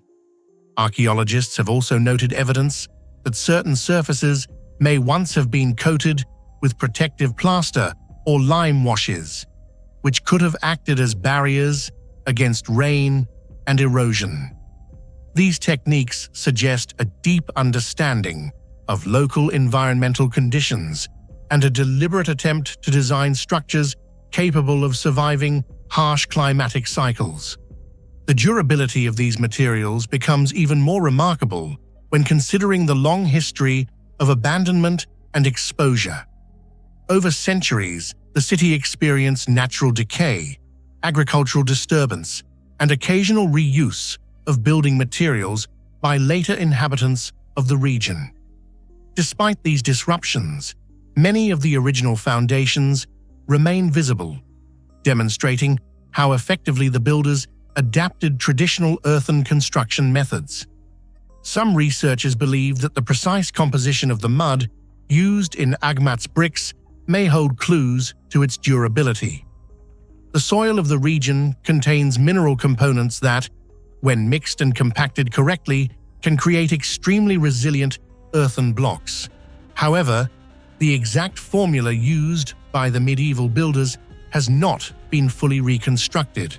This leaves open the possibility that certain aspects of their material technology, perhaps subtle details of mixing, curing, or layering, are still not completely understood by modern researchers.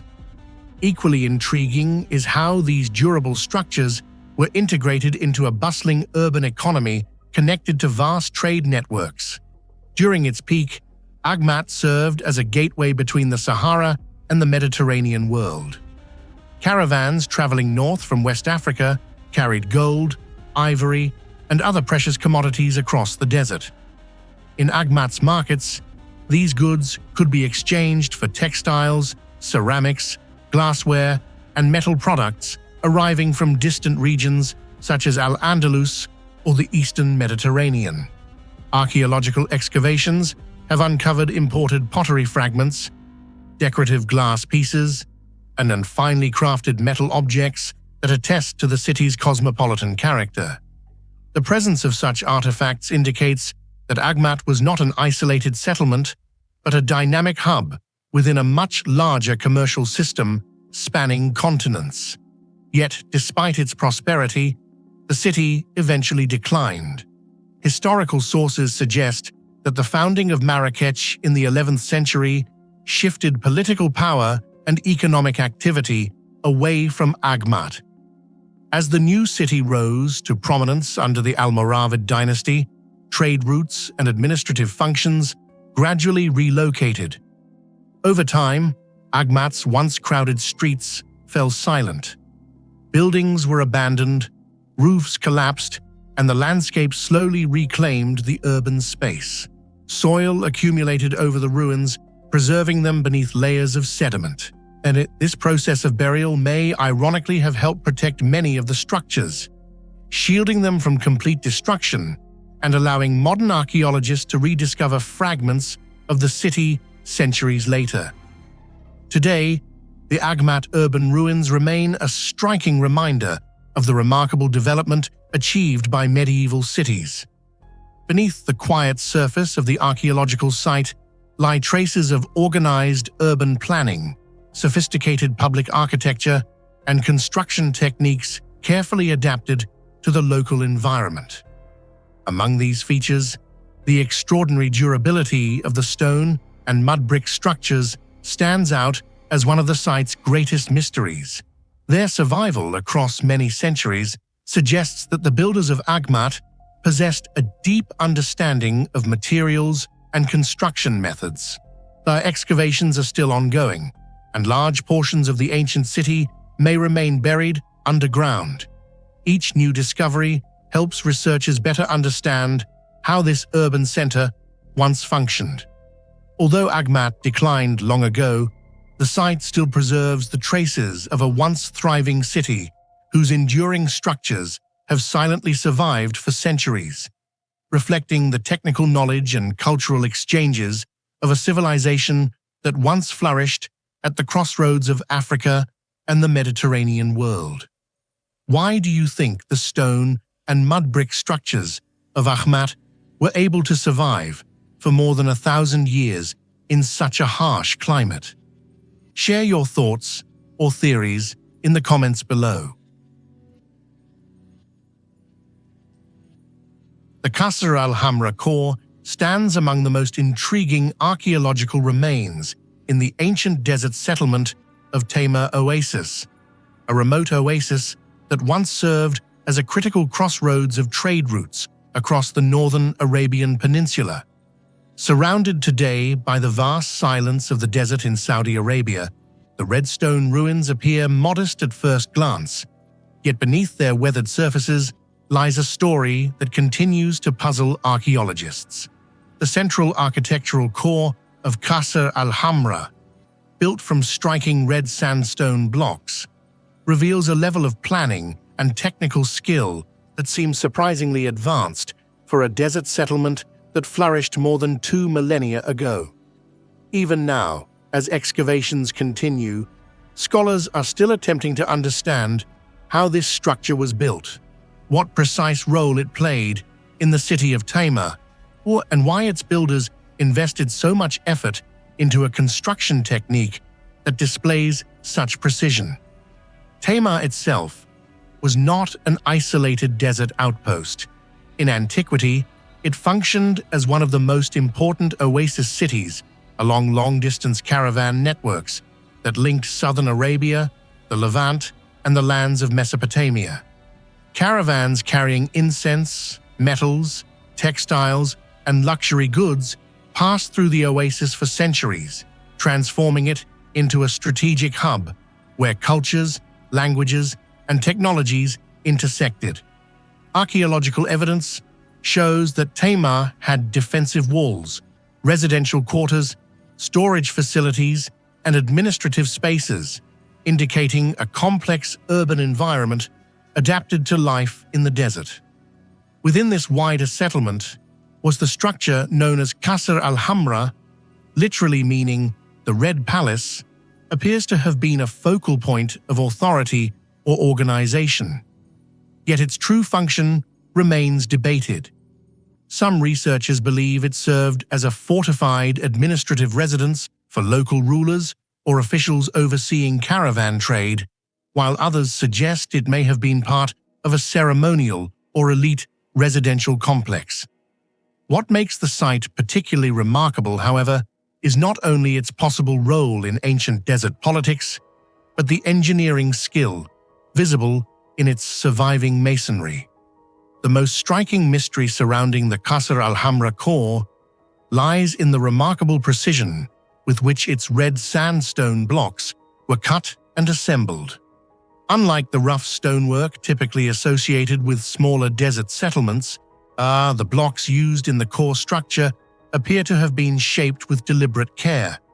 Their faces are relatively flat, their edges surprisingly straight, and the joints between stones are often narrow enough to suggest a carefully planned construction technique rather than simple stacking of irregular stones. Even after centuries of erosion from wind-driven sand and extreme desert temperature shifts, many of the blocks remain aligned in ways that indicate they were originally fitted with a high degree of accuracy. This raises important questions about the technological capabilities of the builders who worked here. Sandstone is softer than granite or basalt, yet shaping it into uniform building blocks still requires reliable tools, consistent measurement methods, and skilled craftsmanship. As archaeologists examining the masonry of Kasar Alhamra have noted that the stone blocks were likely quarried locally, since the surrounding region contains extensive sandstone formations. However, extracting the stone was only the first step in a much more complex process. The blocks would have needed to be cut from the quarry face, transported to the construction site, shaped into usable forms, and then carefully positioned within the walls. In a desert environment, lacking large forests or abundant water, such operations present logistical challenges. There is little evidence of the kinds of large-scale lifting machines associated with later civilizations, yet the stones were clearly placed in a systematic pattern. This implies that the builders may have relied on a combination of simple but effective technologies: wooden sledges, earthen ramps, lever systems, and coordinated labor. The precision of the final walls suggests that the builders also possess some method of measurement or alignment, perhaps using chords, plumb lines, or simple geometric principles to maintain straight courses of masonry. What makes the masonry particularly fascinating is how closely the stones appear to fit together. In several sections of the surviving walls, the blocks meet with minimal gaps, forming surfaces that remain stable even after centuries of structural decay. Such accuracy implies that each stone was shaped with an awareness of the overall design of the building rather than simply cut to approximate size. This level of coordination would have required careful planning before construction began. The builders likely followed a predetermined layout, marking the positions of walls and entrances, and determining the dimensions of the blocks required for each course. Although the structure is smaller than monumental stone complexes found in other parts of the ancient world, the workmanship displayed here suggests that the community responsible for the construction had access to skilled artisans familiar with stone architecture. Another aspect of the puzzle concerns the tools that might have been used to shape the sandstone. Excavations in Tamar have uncovered evidence of metal tools from various periods, including iron implements that could have been capable of carving sandstone effectively. Yet the exact toolkit used by the builders of Kasar Alhamra remains uncertain. Some scholars propose that chisels, hammerstones, and metal blades could have been employed to refine the surfaces of the blocks after quarrying. Others suggest that abrasion techniques, rubbing stones together or using sand as a grinding medium, may have helped achieve the smoother faces visible in certain sections. The presence of relatively straight edges and consistent block sizes indicates that the builders possessed not only the necessary tools, but also a practical understanding of stoneworking techniques that allowed them to produce standardized building elements. The architectural layout of the core also suggests deliberate design choices beyond mere structural necessity. The orientation of walls, the thickness of the masonry, and the arrangement of internal spaces hint at a building intended to endure both environmental stress and human activity. Thick sandstone walls would have provided thermal stability, helping maintain cooler interior temperatures during the extreme heat of desert days while retaining warmth during cold nights. At the same time, the durable masonry would have protected the structure from erosion and potential attacks during periods of political instability along caravan routes. If the building did function as an administrative or elite residence, such durability would have reinforced the authority of its occupants, projecting permanence and control within a landscape where most structures were likely made from more fragile materials, such as mud brick. Despite these insights, the Kasar Alhamra core still leaves many unanswered questions. Archaeological layers show that Tayma experienced multiple phases of occupation, meaning that the structure may have been modified or reused over centuries. Determining which portions of the masonry belong to the earliest phase of construction is therefore challenging. Some stones could have been repositioned or replaced during later repairs, complicating attempts to reconstruct the original building techniques. Furthermore, the limited preservation of upper wall sections and roofing elements makes it difficult to visualize the complete form of the structure. Was it a multi-story palace, a fortified administrative compound, or perhaps a hybrid complex combining residential and ceremonial functions? What remains undeniable, however, is that the precision of the sandstone masonry reflects a level of craftsmanship not always associated with oasis settlements of the ancient Arabian deserts. The builders of Kasar Alhamra demonstrated an ability to quarry, shape, transport, and assemble stone blocks with notable accuracy, creating walls that have endured the harsh desert climate for centuries. Their work reveals a society capable of organized labor, architectural planning, and technological adaptation to a demanding environment.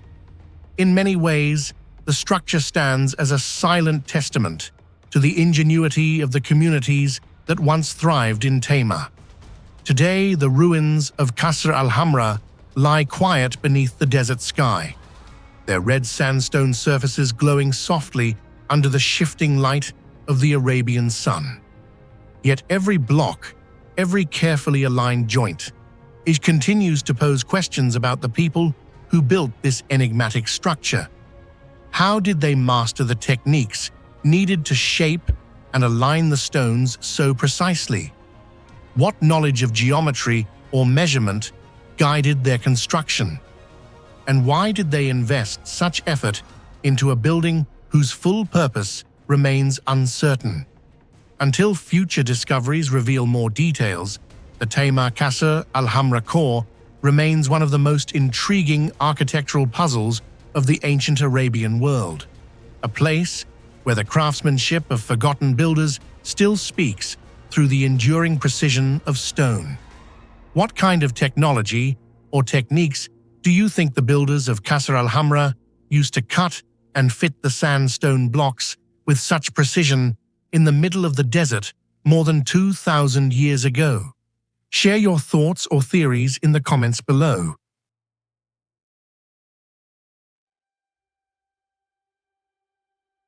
The Dedoplis Gora temple, located in eastern Georgia, near the fertile Alazani Valley, stands as one of the most intriguing archaeological discoveries connected to the ancient kingdom of Iberia in the Caucasus. Hidden for centuries beneath layers of earth and time, the site once formed part of a large, urban and ceremonial complex that flourished between the 2nd century BCE and the 3rd century CE. Archaeological excavations have revealed a settlement that was not merely a small religious outpost, but a significant political and ritual center, complete with defensive structures, residential areas, and monumental architecture. Among all the discoveries made at the site, the remains of the temple structure itself have generated the greatest fascination. Its scale, architectural organization, and especially its stone construction techniques suggest a level of technical knowledge that researchers are still attempting to fully understand. Geographically, Dedoplis Gora occupies a strategic location overlooking an important corridor that historically connected the Caucasus with the broader worlds of Anatolia, Persia, and the Mediterranean. This position made the region a crossroads of cultures, trade, and political influence. It is therefore possible that the builders of the temple were exposed to architectural ideas from distant civilizations. Yet even considering these potential influences, the construction of the temple reveals characteristics that appear remarkably advanced for the local architectural tradition of the time. The structure appears to have been built upon a carefully prepared platform, here with thick stone walls and a complex internal layout that may have included ceremonial halls, corridors, and auxiliary rooms used for ritual activities. The scale of the foundations alone suggests that the temple was intended to serve as a monumental symbol of power and religious authority within the city. However, the aspect that has attracted the most attention from archaeologists is not simply the size of the temple, but the precision with which its stone elements were worked and assembled. Several of the foundation blocks discovered at Dedoplis Gora show surfaces that are unexpectedly flat and carefully shaped. The edges of these stones meet one another with a degree of alignment that indicates deliberate and skilled craftsmanship rather than rough or improvised construction. In many cases, the stones appear to fit together so closely that the gaps between them are minimal, suggesting that the builders possessed methods for shaping and adjusting the stone with considerable accuracy. This is particularly intriguing because the region was not widely known for monumental stone architecture on the same scale as the great civilizations of Mesopotamia, Greece, or Egypt. The mystery becomes deeper when researchers attempt to determine how these stones were actually processed. Unlike many ancient structures, where clear marks from chisels, picks, or bronze tools remain visible on the surface, some of the stones at Dedoplis Gora show fewer obvious traces of the tools used to shape them. This absence of easily identifiable tool marks has led to debate among specialists, and one possibility is that the builders used iron tools that allowed them to shape the stone more effectively than earlier bronze implements. Another theory proposes that the surfaces may have been finished through prolonged grinding or abrasion using sand and harder stone tools, a technique known in other ancient construction traditions. Yet even these explanations do not entirely resolve the puzzle, because the degree of flatness and alignment seen in certain foundation stones suggests a systematic construction method that required both skill and planning. Equally fascinating is the question of how the builders transported and positioned the heavy blocks used in the temple's foundations. Some of the stones are large enough to require coordinated labor and carefully designed lifting techniques, as the surrounding region contains natural stone sources, but moving these blocks from quarry sites to the construction area would still have required logistical organization. Archaeologists speculate that wooden rollers, sledges, or earthen ramps may have been used to move the stones into place. Once positioned, the blocks appear to have been carefully adjusted to create stable and level foundations. This indicates that the builders understood the importance of distributing weight and maintaining structural stability, especially for a monumental building intended to last for generations. The temple's foundation system itself further reflects a sophisticated understanding of construction principles. Excavations suggest that the structure was not built directly on the raw ground surface. Instead, the builders prepared the site through layered groundwork that may have included compacted soil, smaller stones, and larger base blocks arranged to support the main walls. Such methods helped stabilize the building against shifting soil or seasonal environmental changes. For a settlement located in a region where erosion and climatic variations could affect structural stability, this kind of preparation demonstrates an awareness of engineering challenges that goes beyond simple architectural planning. Some researchers have also explored the possibility that the temple's orientation may have had symbolic or astronomical significance. Although the surviving remains do not allow a definitive reconstruction of the original layout, preliminary observations suggest that the structure might have been aligned along a specific axis that could relate to solar movement during certain times of the year. If this hypothesis proves correct, it would place Dedoplis Gora within a long tradition of ancient religious architecture in which sacred buildings were aligned with celestial phenomena. Such alignments appear in temples from Egypt to Mesopotamia and from Greece to Mesoamerica, reflecting the deep relationship between astronomy, ritual, and architecture in many ancient cultures. Despite these insights, the true purpose and meaning of the Dedoplis Gora temple remain uncertain. While archaeologists generally classify it as a religious structure, the broader complex around it suggests that it may also have functioned as part of a political or ceremonial center connected to the ruling elite of the region. The temple may have hosted rituals associated with royal authority, seasonal festivals, or the worship of deities linked to the Iberian kingdom's belief system. Unfortunately, the absence of clear inscriptions or written records from the site makes it difficult to identify the specific religious practices that took place within its walls. Another unresolved question concerns the sudden decline of the city surrounding the temple.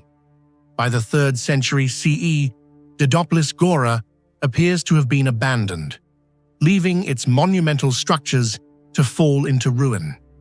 The reasons for this abandonment are still debated, when some historians suggest that political upheaval or military conflict may have destabilized the region, forcing inhabitants to relocate. Others propose that economic changes, such as shifting trade routes or environmental pressures, may have reduced the settlement's importance. Whatever the cause, the disappearance of the community ensured that the temple remained silent for centuries, preserving its secrets beneath layers of soil. Today, the ruins of Dedoplis Gora continue to attract the attention of archaeologists and historians. The precisely shaped stone blocks of the temple raise many questions about the technical abilities of its ancient builders. The accuracy of the stonework, together with the complex foundation system, and suggests that this society may have possessed a level of technological knowledge far more advanced than previously assumed. For this reason, the Dedoplis Gora temple is not just an ancient ruin. It stands as evidence that early civilizations may have held sophisticated engineering knowledge that we are only beginning to rediscover. The temple's stones continue to challenge our understanding of construction technology in the ancient world. In your opinion, how were the ancient builders at Dedoplis Gora able to cut and fit the stone blocks with such remarkable precision, despite the limited technology of their time? Share your thoughts or theories in the comments below.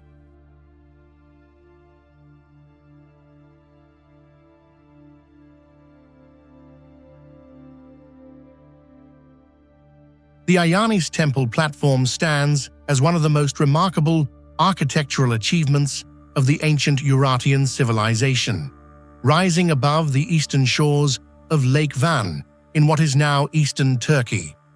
Built during the reign of Rusa II in the 7th century BCE, the platform formed the sacred foundation of a temple dedicated to the powerful Urartian god Haldi. Today, the ruins of Ayanis Fortress overlook the vast blue waters of Lake Van, and among its most intriguing features is this carefully constructed temple platform. Archaeologists who have studied the site for decades agree that the structure is far more than a simple foundation. It represents a sophisticated combination of engineering, geometric planning, and stoneworking precision that still raises questions about the technological capabilities of the Urartian builders. While many ancient temples were built on raised platforms to elevate them above the surrounding terrain, the Ayanis platform stands out because of the extraordinary level of craftsmanship embedded in its stone foundation. At the heart of the mystery lies the massive stone base of the platform itself. The foundation was constructed from large basalt blocks, many weighing several tons, carefully quarried and transported to the hilltop fortress. What astonishes researchers is not only the size of these stones, but the remarkable precision with which they were shaped and fitted together. The surfaces of the basalt blocks appear to have been cut with an accuracy that leaves almost perfectly flat faces. When placed together, the stones align so closely that the joints between them are sometimes barely visible. In many areas, the stones fit together so tightly that inserting even a thin blade between them is difficult. This type of masonry suggests an advanced understanding of stoneworking techniques and careful planning before construction began. Basalt is an extremely hard volcanic rock, far more difficult to shape than limestone or sandstone, which makes the level of precision seen at Ayanis particularly impressive. The builders not only shaped these heavy stones, but managed to create smooth, even surfaces that allowed them to interlock with minimal gaps, forming a stable and durable base for the temple above. The cutting of these stones raises a number of intriguing technological questions. The Urartian civilization is known to have possessed metal tools made of bronze and iron, but basalt requires considerable force and durable cutting tools to shape effectively. Some archaeologists suggest that the stones may have been worked using a combination of iron chisels, hammerstones, and abrasive grinding techniques. Others believe that long hours of polishing and smoothing were necessary to achieve the flat surfaces seen on the blocks. Yet even with these methods, the degree of accuracy present in the Ayanis platform remains surprising. The edges of the stones often form near perfect right angles, and the faces align so evenly that the overall platform appears almost geometrically engineered. This precision suggests that the builders followed detailed architectural plans and may have used measurement systems that allowed them to maintain consistent alignment across the entire foundation. And another aspect that makes the platform remarkable is the way these massive stones were arranged to create a stable structural base. The foundation layers were carefully organized so that the largest stones formed the lower levels, resting on the natural bedrock of the hill. Above these, more finely shaped blocks were placed to create a level surface on which the temple walls could stand. This layered construction not only strengthened the platform, but also distributed weight evenly across the structure. Considering that the temple above would have included heavy walls, columns, and decorative architectural elements, the foundation had to be strong enough to support significant loads over centuries. The fact that large portions of the platform remain intact today suggests that the Urartian engineers understood the importance of structural stability and foundation design. The question of how these stones were transported to the site adds another layer of mystery. Ayanis Fortress occupies a strategic position on a hill overlooking Lake Van, meaning that the building materials had to be moved uphill before construction could even begin. Basalt quarries likely existed somewhere nearby, but even short transport distances would have required immense effort when dealing with multi-ton stones. Archaeologists have proposed several possibilities, including the use of wooden sledges, rolling logs, earthen ramps, and teams of laborers pulling the stones with ropes. While such methods are known from other ancient construction projects, and direct archaeological evidence of the transportation systems used at Ayanis has not yet been discovered. Without clear traces of ramps or hauling paths, the exact logistics behind moving these stones remain uncertain, leaving researchers to rely largely on reconstruction and comparison with other ancient building traditions. Equally impressive is the geometric planning visible in the platform's layout. The temple base appears to have been carefully aligned with a well-organized architectural scheme. The edges of the platform run straight and true, and the corners form near-perfect 90-degree angles. Such precision suggests that the Urartian builders employed measurement techniques capable of maintaining consistent alignment across large construction areas. Ancient civilizations often used simple but effective surveying tools, such as measuring cords, plumb lines, and wooden squares to establish accurate geometry in architecture. At Ayanis, however, the scale and precision of the platform imply that these methods were applied with exceptional skill and discipline. The platform also served an important ceremonial purpose.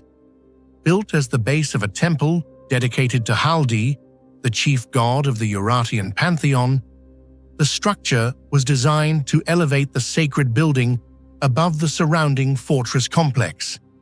This elevation not only symbolized the divine authority of the deity, but also created a visually dominant structure within the fortress landscape. Archaeological excavations have revealed fragments of decorative architectural elements associated with the temple, including glazed bricks and metal ornaments that once adorned the building above the stone base. These discoveries suggest that the temple itself was richly decorated, combining structural stonework with vibrant, artistic embellishments.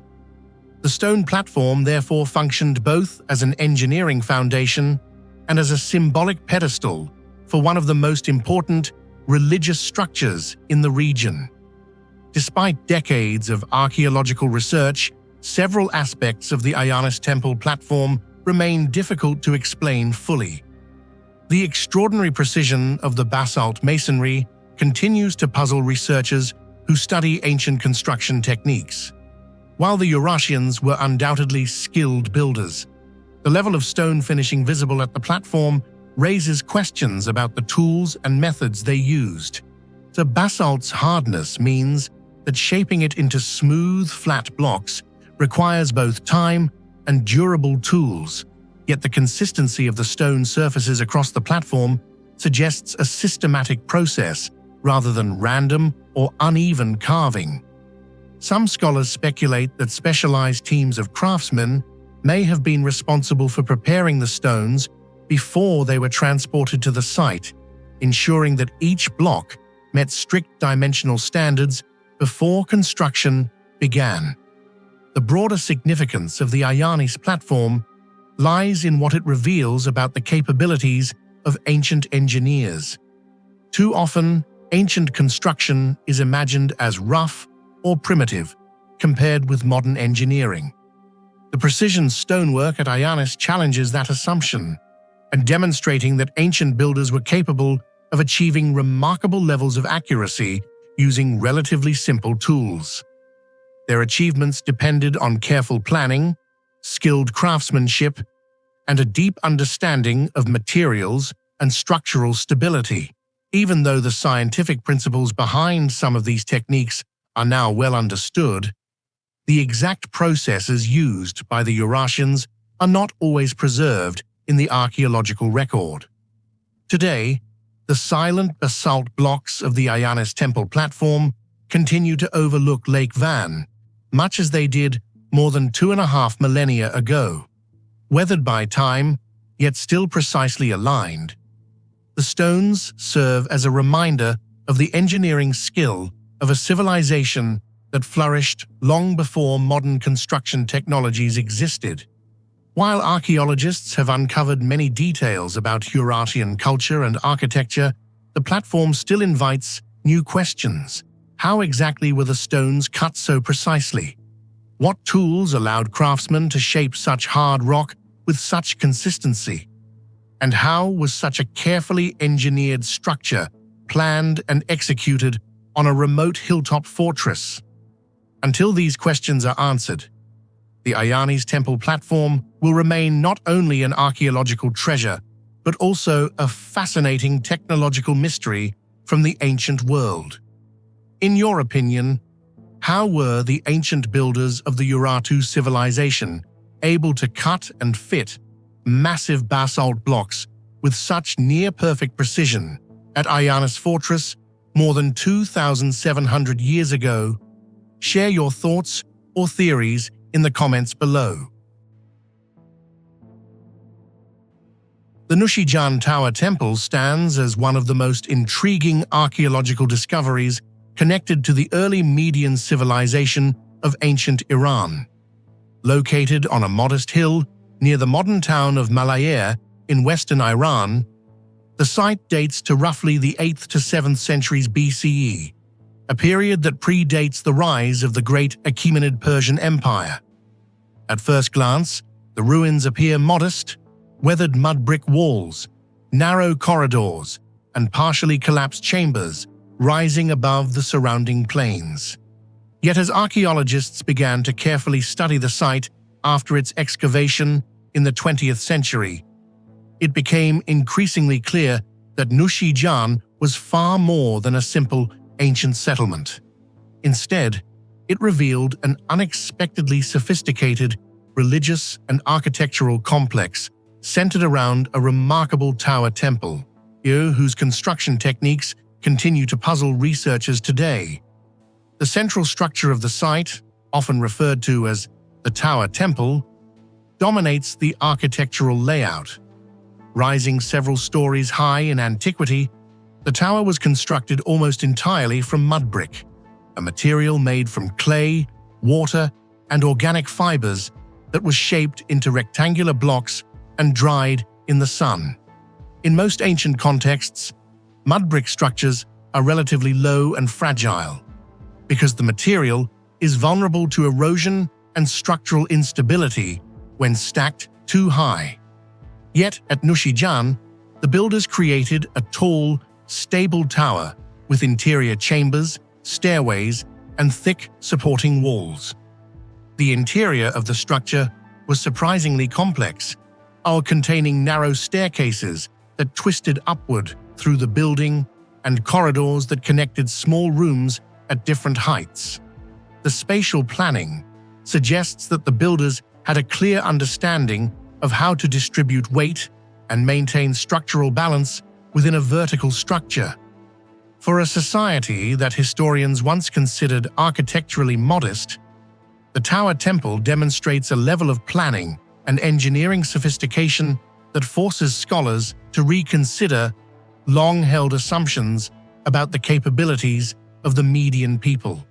However, the most striking and mysterious aspect of the Nush-i Jan Tower Temple lies not only in its overall form, but in the extraordinary precision of its mud brick construction, a feature that continues to fascinate archaeologists and architectural historians alike. The mud bricks used throughout the tower and surrounding buildings exhibit an unusual degree of uniformity in size and shape. Many of the bricks appear almost identical, suggesting that they were produced using standardized molds rather than being shaped individually by hand. This level of consistency allowed the builders to stack the bricks in tightly ordered courses, creating walls with remarkably straight edges and sharply defined corners. Even after more than 2.5 millennia of exposure, sections of the walls still retain clean lines and stable surfaces, demonstrating the effectiveness of the construction technique. Equally remarkable is the way the bricks were arranged. Instead of simple stacking, the builders used carefully planned bonding patterns that distributed pressure evenly across the walls. In some sections, bricks were laid in alternating orientations, a method that helped interlock the layers and prevent the walls from splitting or collapsing. The thickness of the walls was also calculated with great care, often reaching more than 1 meter in width. Such massive walls would have provided structural stability while also helping regulate interior temperatures, keeping the chambers cool during hot summers and retaining warmth during colder seasons. What makes this achievement even more impressive is the fact that the builders accomplished it without the use of modern mortar, metal reinforcement, or advanced tools. The stability of the entire structure depended almost entirely on the geometry of the bricks, the composition of the clay mixture, and the precision with which each layer was placed. Researchers studying the surviving bricks have also noted that the clay used to produce them may have been specially prepared. The material appears to have been carefully mixed and compacted, creating bricks that are denser and more durable than typical mud brick. Some scholars believe that the builders may have used particular mineral additives or specific drying techniques to increase the strength of the bricks, though the exact formula remains uncertain. The surfaces of the bricks also show evidence of careful finishing, suggesting that they were smoothed before drying to ensure tight contact between adjacent blocks. These subtle details indicate a sophisticated understanding of construction materials, one that would normally be associated with much later architectural traditions. Beyond the tower itself, the Nush-i Jan complex included additional structures that reveal further layers of technological and cultural complexity. Adjacent to the tower temple stood what archaeologists interpret as a fire temple, a chamber believed to have been used for ritual practices involving sacred flames. The interior design of this room is particularly intriguing. The space appears to have been arranged in a way that allowed smoke from the fire to escape without filling the chamber, even though no obvious chimney structure survives. Some researchers propose that the walls may once have contained hidden ventilation channels or carefully positioned openings that allowed warm air to rise and exit naturally. If this interpretation is correct, it would suggest that the builders possessed a practical understanding of airflow and ventilation, enabling them to design a ritual space that could sustain a controlled fire without endangering those inside. Another unusual feature of the site is a network of subterranean chambers and passages located beneath parts of the complex. These underground spaces are narrow and carefully carved, sometimes barely large enough for a person to pass through. Their purpose remains uncertain. Some archaeologists believe they may have served as storage rooms for ritual objects or offerings associated with the temple. Others suggest that they could have functioned as emergency escape routes or secure hiding places during periods of conflict. The precision with which these underground passages were excavated suggests careful planning and an understanding of how to prevent the surrounding soil from collapsing. Even today, parts of these tunnels remain stable despite their age, a testament to the skill of their ancient builders. One of the most puzzling discoveries at Nush-i Jan concerns the deliberate burial of the entire complex. When archaeologists excavated the site, they found that many of the interior spaces had been intentionally filled with earth and debris in antiquity. The filling was not random. Instead, it appeared to have been done methodically, as if the inhabitants themselves had carefully packed the rooms before abandoning the site. There is little evidence of violent destruction, burning, or invasion that would explain such an action. Instead, it seems that the people who once used the temple chose to seal it deliberately. Some scholars believe this may have been a ritual act performed when the temple was decommissioned, perhaps intended to protect the sacred structure from desecration.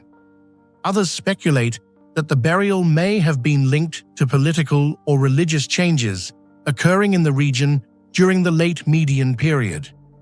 Regardless of the motive, the act of sealing the complex ironically helped preserve it, allowing its remarkable architecture to survive for millennia beneath layers of soil. Overall, the features of the Nush-i Jan Tower Temple suggest that it is far more than a simple archaeological ruin. Instead, it provides evidence of an ancient society with a surprisingly advanced level of technical skill. In particular, the remarkable precision of the mud brick construction challenges earlier assumptions that the Median people possessed only simple architectural knowledge. The builders of Nush-i Jan appear to have understood construction materials, structural balance, and spatial planning well enough to create tall, stable buildings using nothing more than clay, water, and careful engineering. Today, as archaeologists continue to study the site and compare it with other ancient structures across the Near East, the Nush-i Jan Tower Temple remains a significant mystery. Its durable mud brick walls suggest that ancient builders may have possessed architectural knowledge far more sophisticated than previously believed. And among the quiet ruins of Nush-i Jan, one question still lingers. How much ancient knowledge has been lost over time, waiting to be rediscovered beneath the soil of history? If you had lived in ancient times, what do you think the true purpose of the Nush-i Jan Tower Temple was? A sacred religious center, a defensive fortress, or some other mysterious ritual structure? Share your theory in the comments below.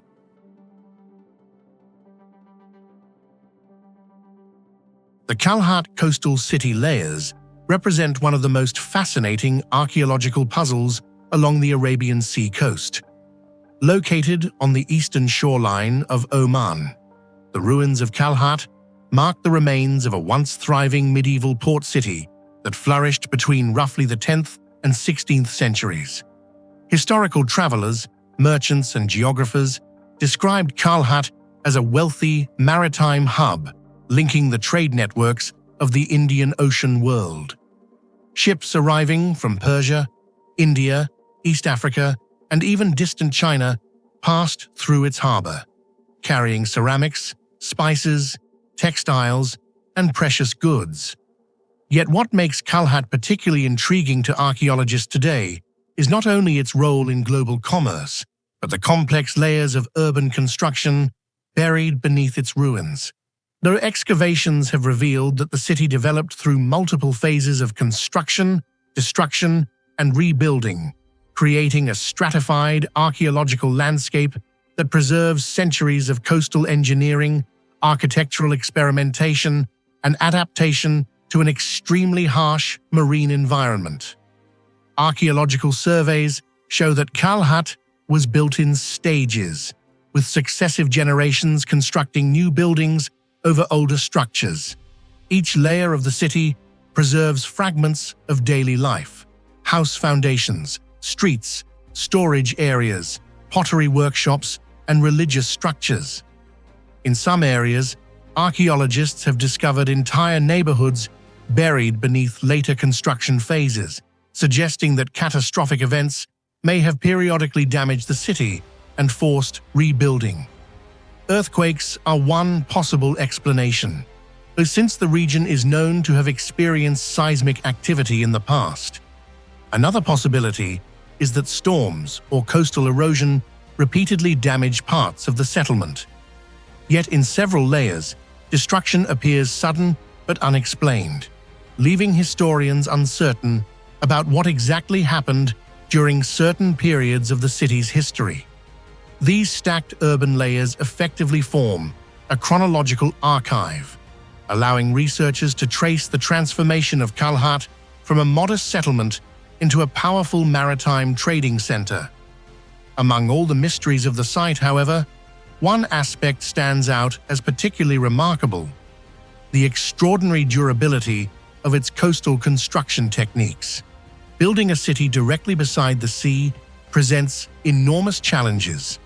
Salt water, strong winds, and constant humidity slowly erode stone and mortar, while shifting sands and coastal storms threaten structural stability.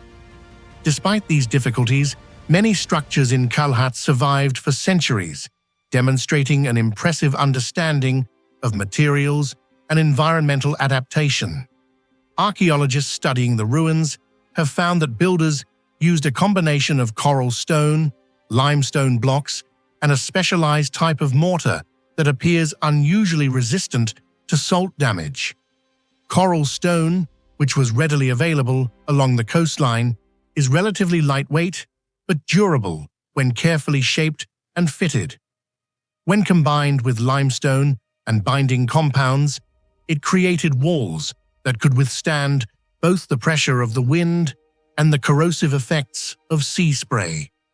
The mortar used in Kalhat's buildings is particularly intriguing. In many ancient coastal settlements, mortar deteriorates quickly due to salt infiltration. Yet in Kalhat, some sections of masonry remain surprisingly intact even after hundreds of years of exposure to the marine climate.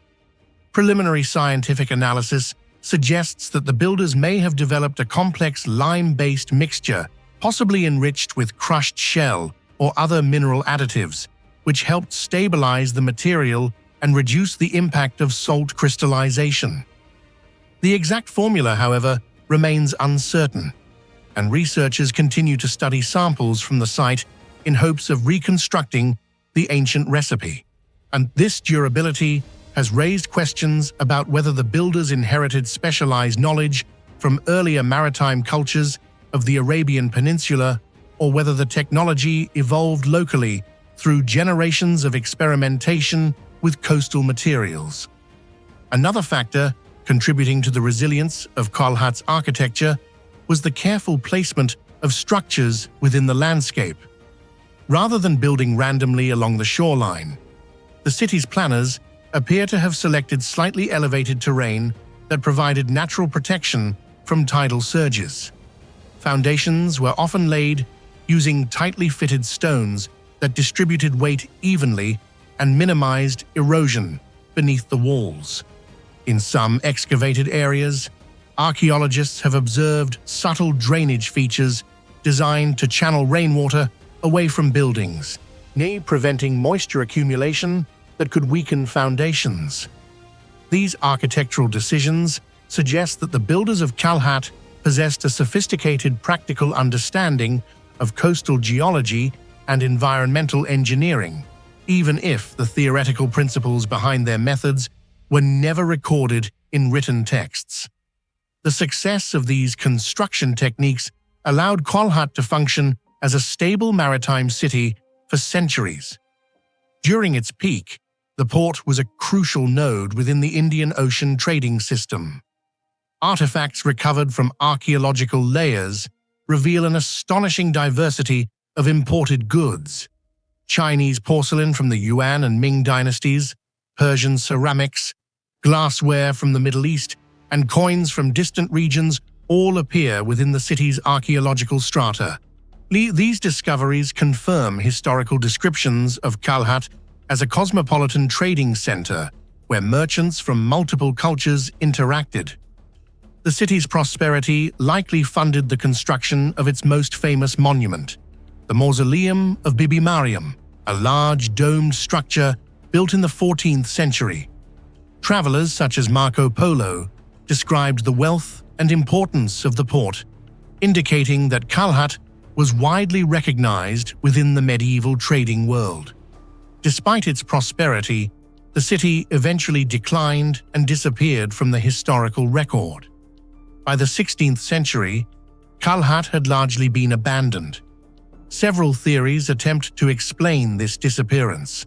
One widely cited hypothesis is that a powerful earthquake struck the region in the 15th century, undamaging much of the city's infrastructure and accelerating its decline. Other scholars point to shifts in maritime trade routes, particularly after the arrival of new political powers in the Indian Ocean who began favoring different ports. Environmental changes may also have contributed, as coastal erosion or harbor silting could have gradually reduced the city's usefulness as a trading hub.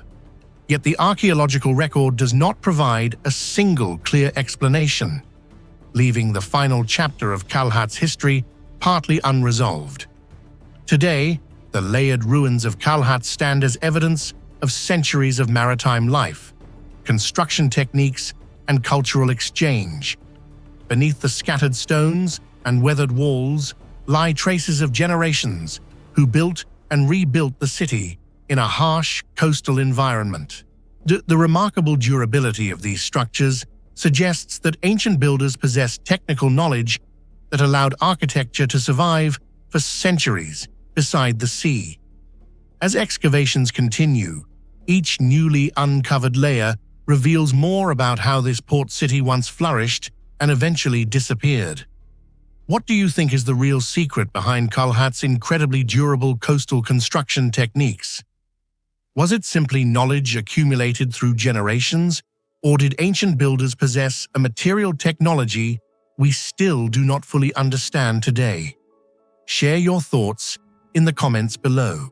Across the arid landscapes of Oman, where rainfall is scarce and summer temperatures can climb relentlessly, the survival of ancient communities depended on a single, fragile resource: water.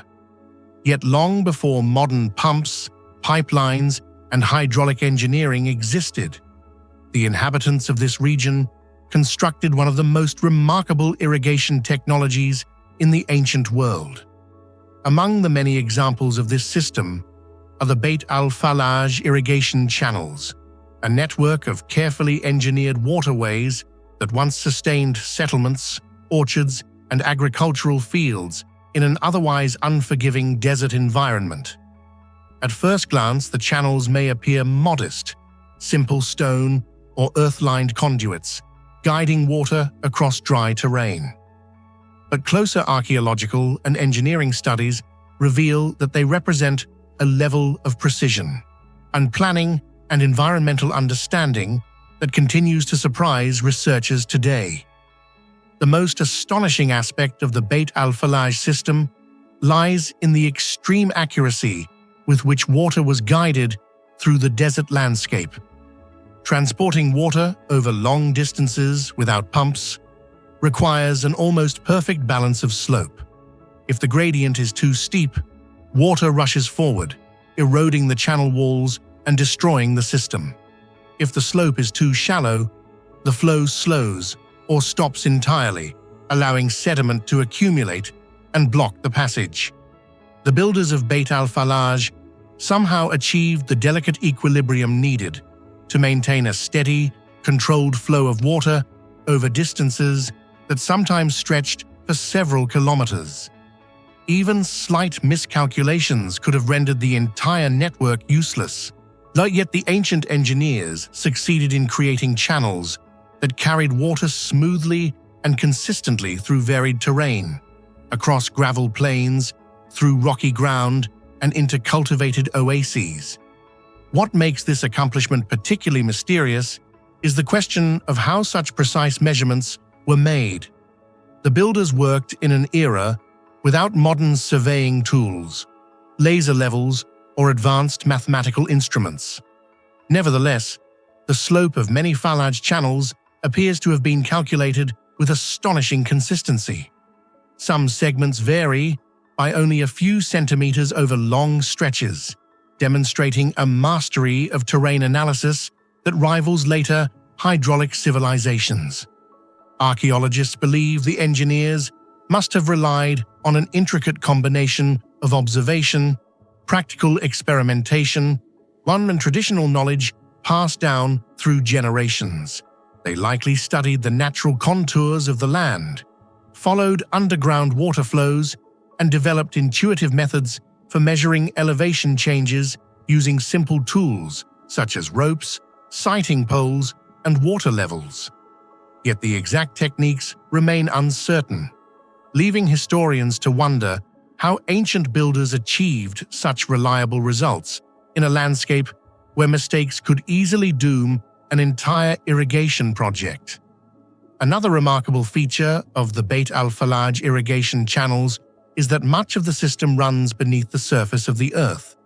Underground tunnels carried water from aquifers or mountain springs toward agricultural areas while protecting the flow from evaporation under the intense desert sun. These tunnels sometimes extended for several kilometers and were punctuated by vertical shafts that allowed workers to access the passage for maintenance. The shafts also helped ventilate the tunnels and remove excavated material during construction. From the air, these vertical openings appear as long lines of evenly spaced circles stretching across the desert, quietly marking the route of the hidden water channels below. The construction of such underground networks required extraordinary planning. Workers had to maintain the same delicate gradient that governed the surface channels while digging through rock and compacted soil. Even more impressive, in some cases, teams excavated tunnels from different starting points and eventually connected them underground with remarkable precision. Aligning two narrow tunnels beneath the desert surface without modern instruments would have demanded careful calculation and coordination. The success of these connections suggests that the builders possessed not only practical experience, but also a sophisticated understanding of spatial orientation and geological structure. Once water reached the cultivated areas, the system transitioned into a network of open channels designed to distribute the precious resource throughout the settlement. Here again, the engineering reveals careful thought and social organization. Water was not simply allowed to flow randomly, it was directed through branching canals that ensured each orchard, garden, and field received its share. In many Falaj systems across Oman, the water allocation followed strict community rules that governed when and how long each household could use the flow. The schedule might be measured by shadows, sundials, or marked stones indicating specific time intervals. Such practices turned irrigation into a form of social infrastructure as well as a technological achievement, linking the survival of the community to collective cooperation and shared management of resources. The durability of these irrigation systems is equally remarkable. Some Falaj networks are believed to date back more than 2,000 years, yet portions of them continue to function today. Over generations, the channels were maintained, repaired, and occasionally expanded, but their fundamental design remained largely unchanged. The endurance of the Beit al-Falaj system reflects both the ingenuity of its original builders and the adaptability of the communities that depended upon it. In a harsh desert environment, where infrastructure often deteriorates quickly, the longevity of these channels stands as a testament to careful engineering and sustainable design. Despite extensive archaeological study, several questions surrounding the Falaj technology remain unresolved. Scholars debate the true origins of the system. Some researchers connect it to the ancient Qanat technology of Iran, which also used underground tunnels to transport groundwater across arid regions. Others suggest that similar irrigation concepts may have emerged independently in different parts of the ancient Near East, including the fertile lands of Mesopotamia. And yet evidence indicates that the Falaj systems of Oman may have developed into a distinct tradition with its own engineering solutions adapted specifically to the geological conditions of the Arabian Peninsula. Whether the technology spread through cultural exchange or evolved locally remains a topic of ongoing debate. What is certain is that the Beit al-Falaj irrigation channels represent far more than a simple agricultural tool. They embody a deep understanding of desert hydrology, landscape geometry, and communal organization. The system transformed barren land into productive farmland and allowed stable communities to flourish in regions where water was otherwise scarce. Every channel, tunnel, and distribution point reflects the careful balance between nature and human ingenuity.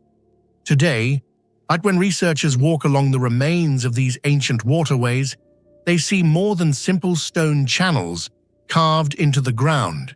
They see traces of a remarkable engineering tradition that once allowed people to guide water across one of the driest landscapes on Earth.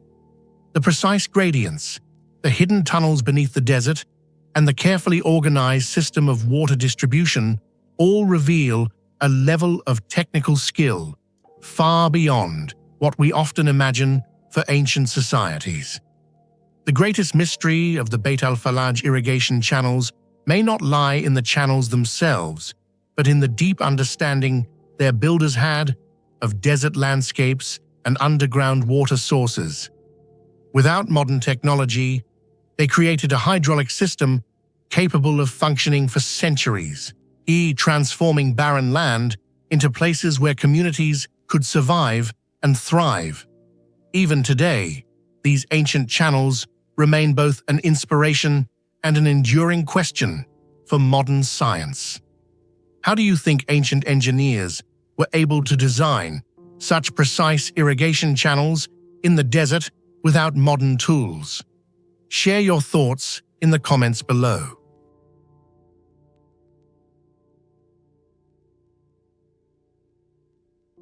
Across the windswept plains of the Western Sahara, where the landscape shifts between stone, sand, and sparse vegetation, lie the quiet ruins of a city that once stood at the center of one of the richest empires of the medieval world.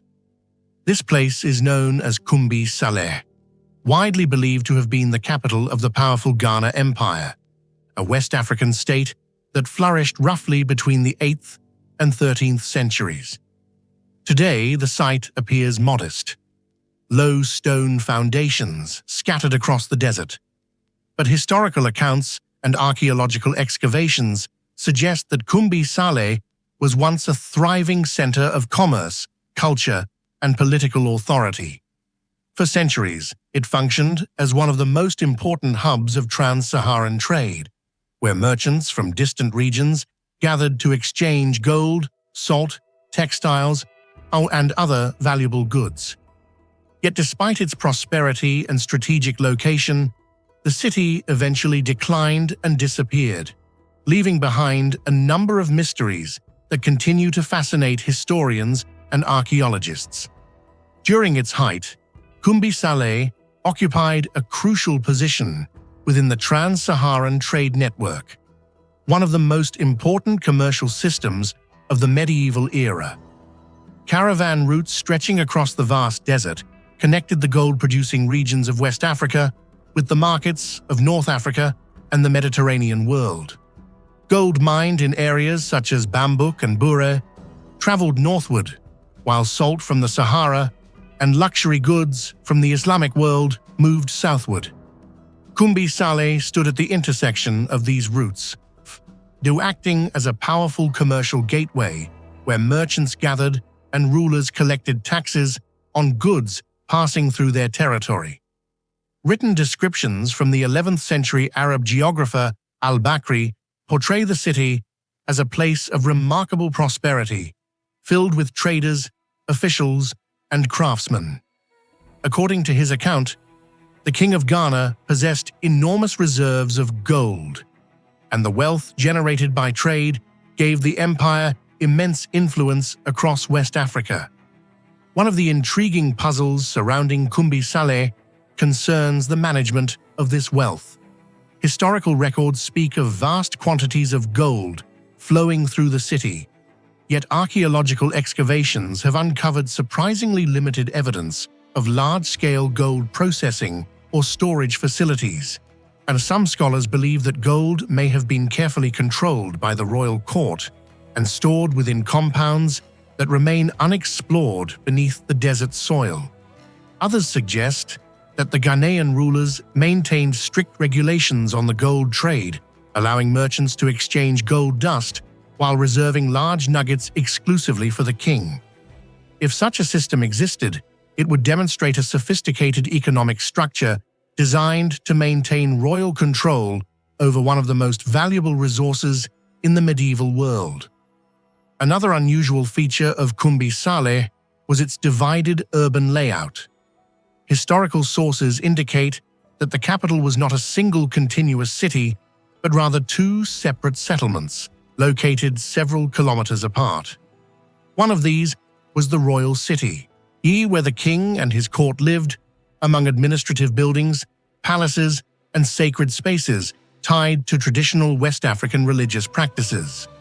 The second settlement functioned as a commercial town, inhabited largely by Muslim merchants from North Africa and other regions of the Islamic world. This merchant district reportedly contained numerous mosques, markets, and residential quarters for traders who had crossed the Sahara in long caravans. The separation of these two communities may have allowed both cultural traditions to coexist while maintaining distinct religious and social systems. Even so, historians still debate why such a powerful capital developed in this divided form rather than evolving into a single unified city. Our archaeological discoveries at the site also reveal impressive architectural remains that challenge common assumptions about urban life in the desert. The ruins consist primarily of stone structures with thick walls and organized layouts, suggesting a well-planned settlement capable of supporting a substantial population. Some buildings appear to have been large compounds or administrative centers, while others likely served as homes or storage facilities. Constructing such buildings in a semi-arid region would have required significant logistical coordination, particularly in the transport and shaping of stone. The durability of these structures demonstrates that the builders of Kumbi Saleh possessed a deep understanding of desert construction techniques. Thick stone walls would have helped regulate indoor temperatures, protecting inhabitants from the intense heat of the day and the cooler nights typical of the Sahara. These architectural choices reveal how the city's inhabitants adapted their environment to sustain urban life in a challenging climate. At its peak, Kumbi Saleh may have supported a population of 15,000 to 20,000 people, an impressive figure for a settlement located near the edge of the Sahara. Sustaining such a large population required reliable sources of water and food, and archaeologists have found evidence of wells and storage areas that may have supported daily life. However, the complete system that allowed the city to thrive remains partly unknown. It is possible that Kumbi Saleh depended not only on local water sources, but also on supplies transported through caravan trade networks. The food and other essential goods may have arrived regularly from agricultural regions further south, demonstrating once again how deeply the city was connected to long-distance commerce. Yet the most compelling mystery surrounding Kumbi Saleh lies in its decline and eventual disappearance. Historical evidence suggests that by the 13th century, the city had begun to lose its prominence, and before long, it was abandoned entirely. Today, the ruins stand silent in the desert, marking the location of what was once a thriving capital. What makes this disappearance particularly fascinating is the lack of clear evidence pointing to a single, catastrophic event. Unlike many ancient cities that fell to war, invasion, or natural disaster, Kumbi Saleh appears to have faded away with relatively little dramatic destruction. Is one possible explanation involves changes in trans-Saharan trade routes. Caravan trade was highly sensitive to shifts in political stability and economic opportunity. If merchants discovered new routes that bypassed Kumbi Saleh, the city's economic importance could have declined rapidly. Since much of its wealth and political power depended on controlling the movement of goods across the desert, losing this strategic position would have weakened the entire urban system. Without steady trade, the economic foundations of the city may have collapsed. Environmental factors may also have contributed to the decline. The fragile ecosystems of the Sahel and Sahara can change dramatically with fluctuations in rainfall. In periods of drought could have reduced agricultural production and made it more difficult to maintain a large urban population. Even small environmental shifts might have disrupted water supplies, caravan travel, and food distribution, gradually undermining the stability of the city. Political changes within West Africa may have played an equally important role. During the 13th century, new regional powers began to rise, most notably the Mali Empire. As Mali expanded, it gradually took control of key gold fields and trade routes that had once sustained the Ghana Empire. If Kumbi Saleh depended on Ghanaian political authority to maintain its influence over trade networks, the emergence of rival powers could have shifted the balance of economic power elsewhere. In this scenario, merchants and traders may have simply moved to new centers of commerce, leaving the old capital behind. What makes the story of Kumbi Saleh remarkable is the quiet nature of its disappearance. Rather than collapsing through war or catastrophe, the city appears to have been gradually abandoned as trade routes shifted and political power moved elsewhere. Buildings were left behind, markets fell silent, and over time, the desert winds slowly covered what had once been a prosperous capital. Today, the ruins of Kumbi Saleh remind us that medieval West African societies were deeply connected to vast trade networks linking the Sahara, North Africa, and the Mediterranean. Yet one major question remains: why did such a wealthy and strategically located city disappear? Until further archaeological discoveries provide clearer answers, and the fall of Kumbi Saleh remains one of the most intriguing mysteries of medieval African history. What do you think really caused Kumbi Saleh, once a major center of gold and trade in West Africa, to disappear almost without a trace? Share your thoughts or theories in the comments below.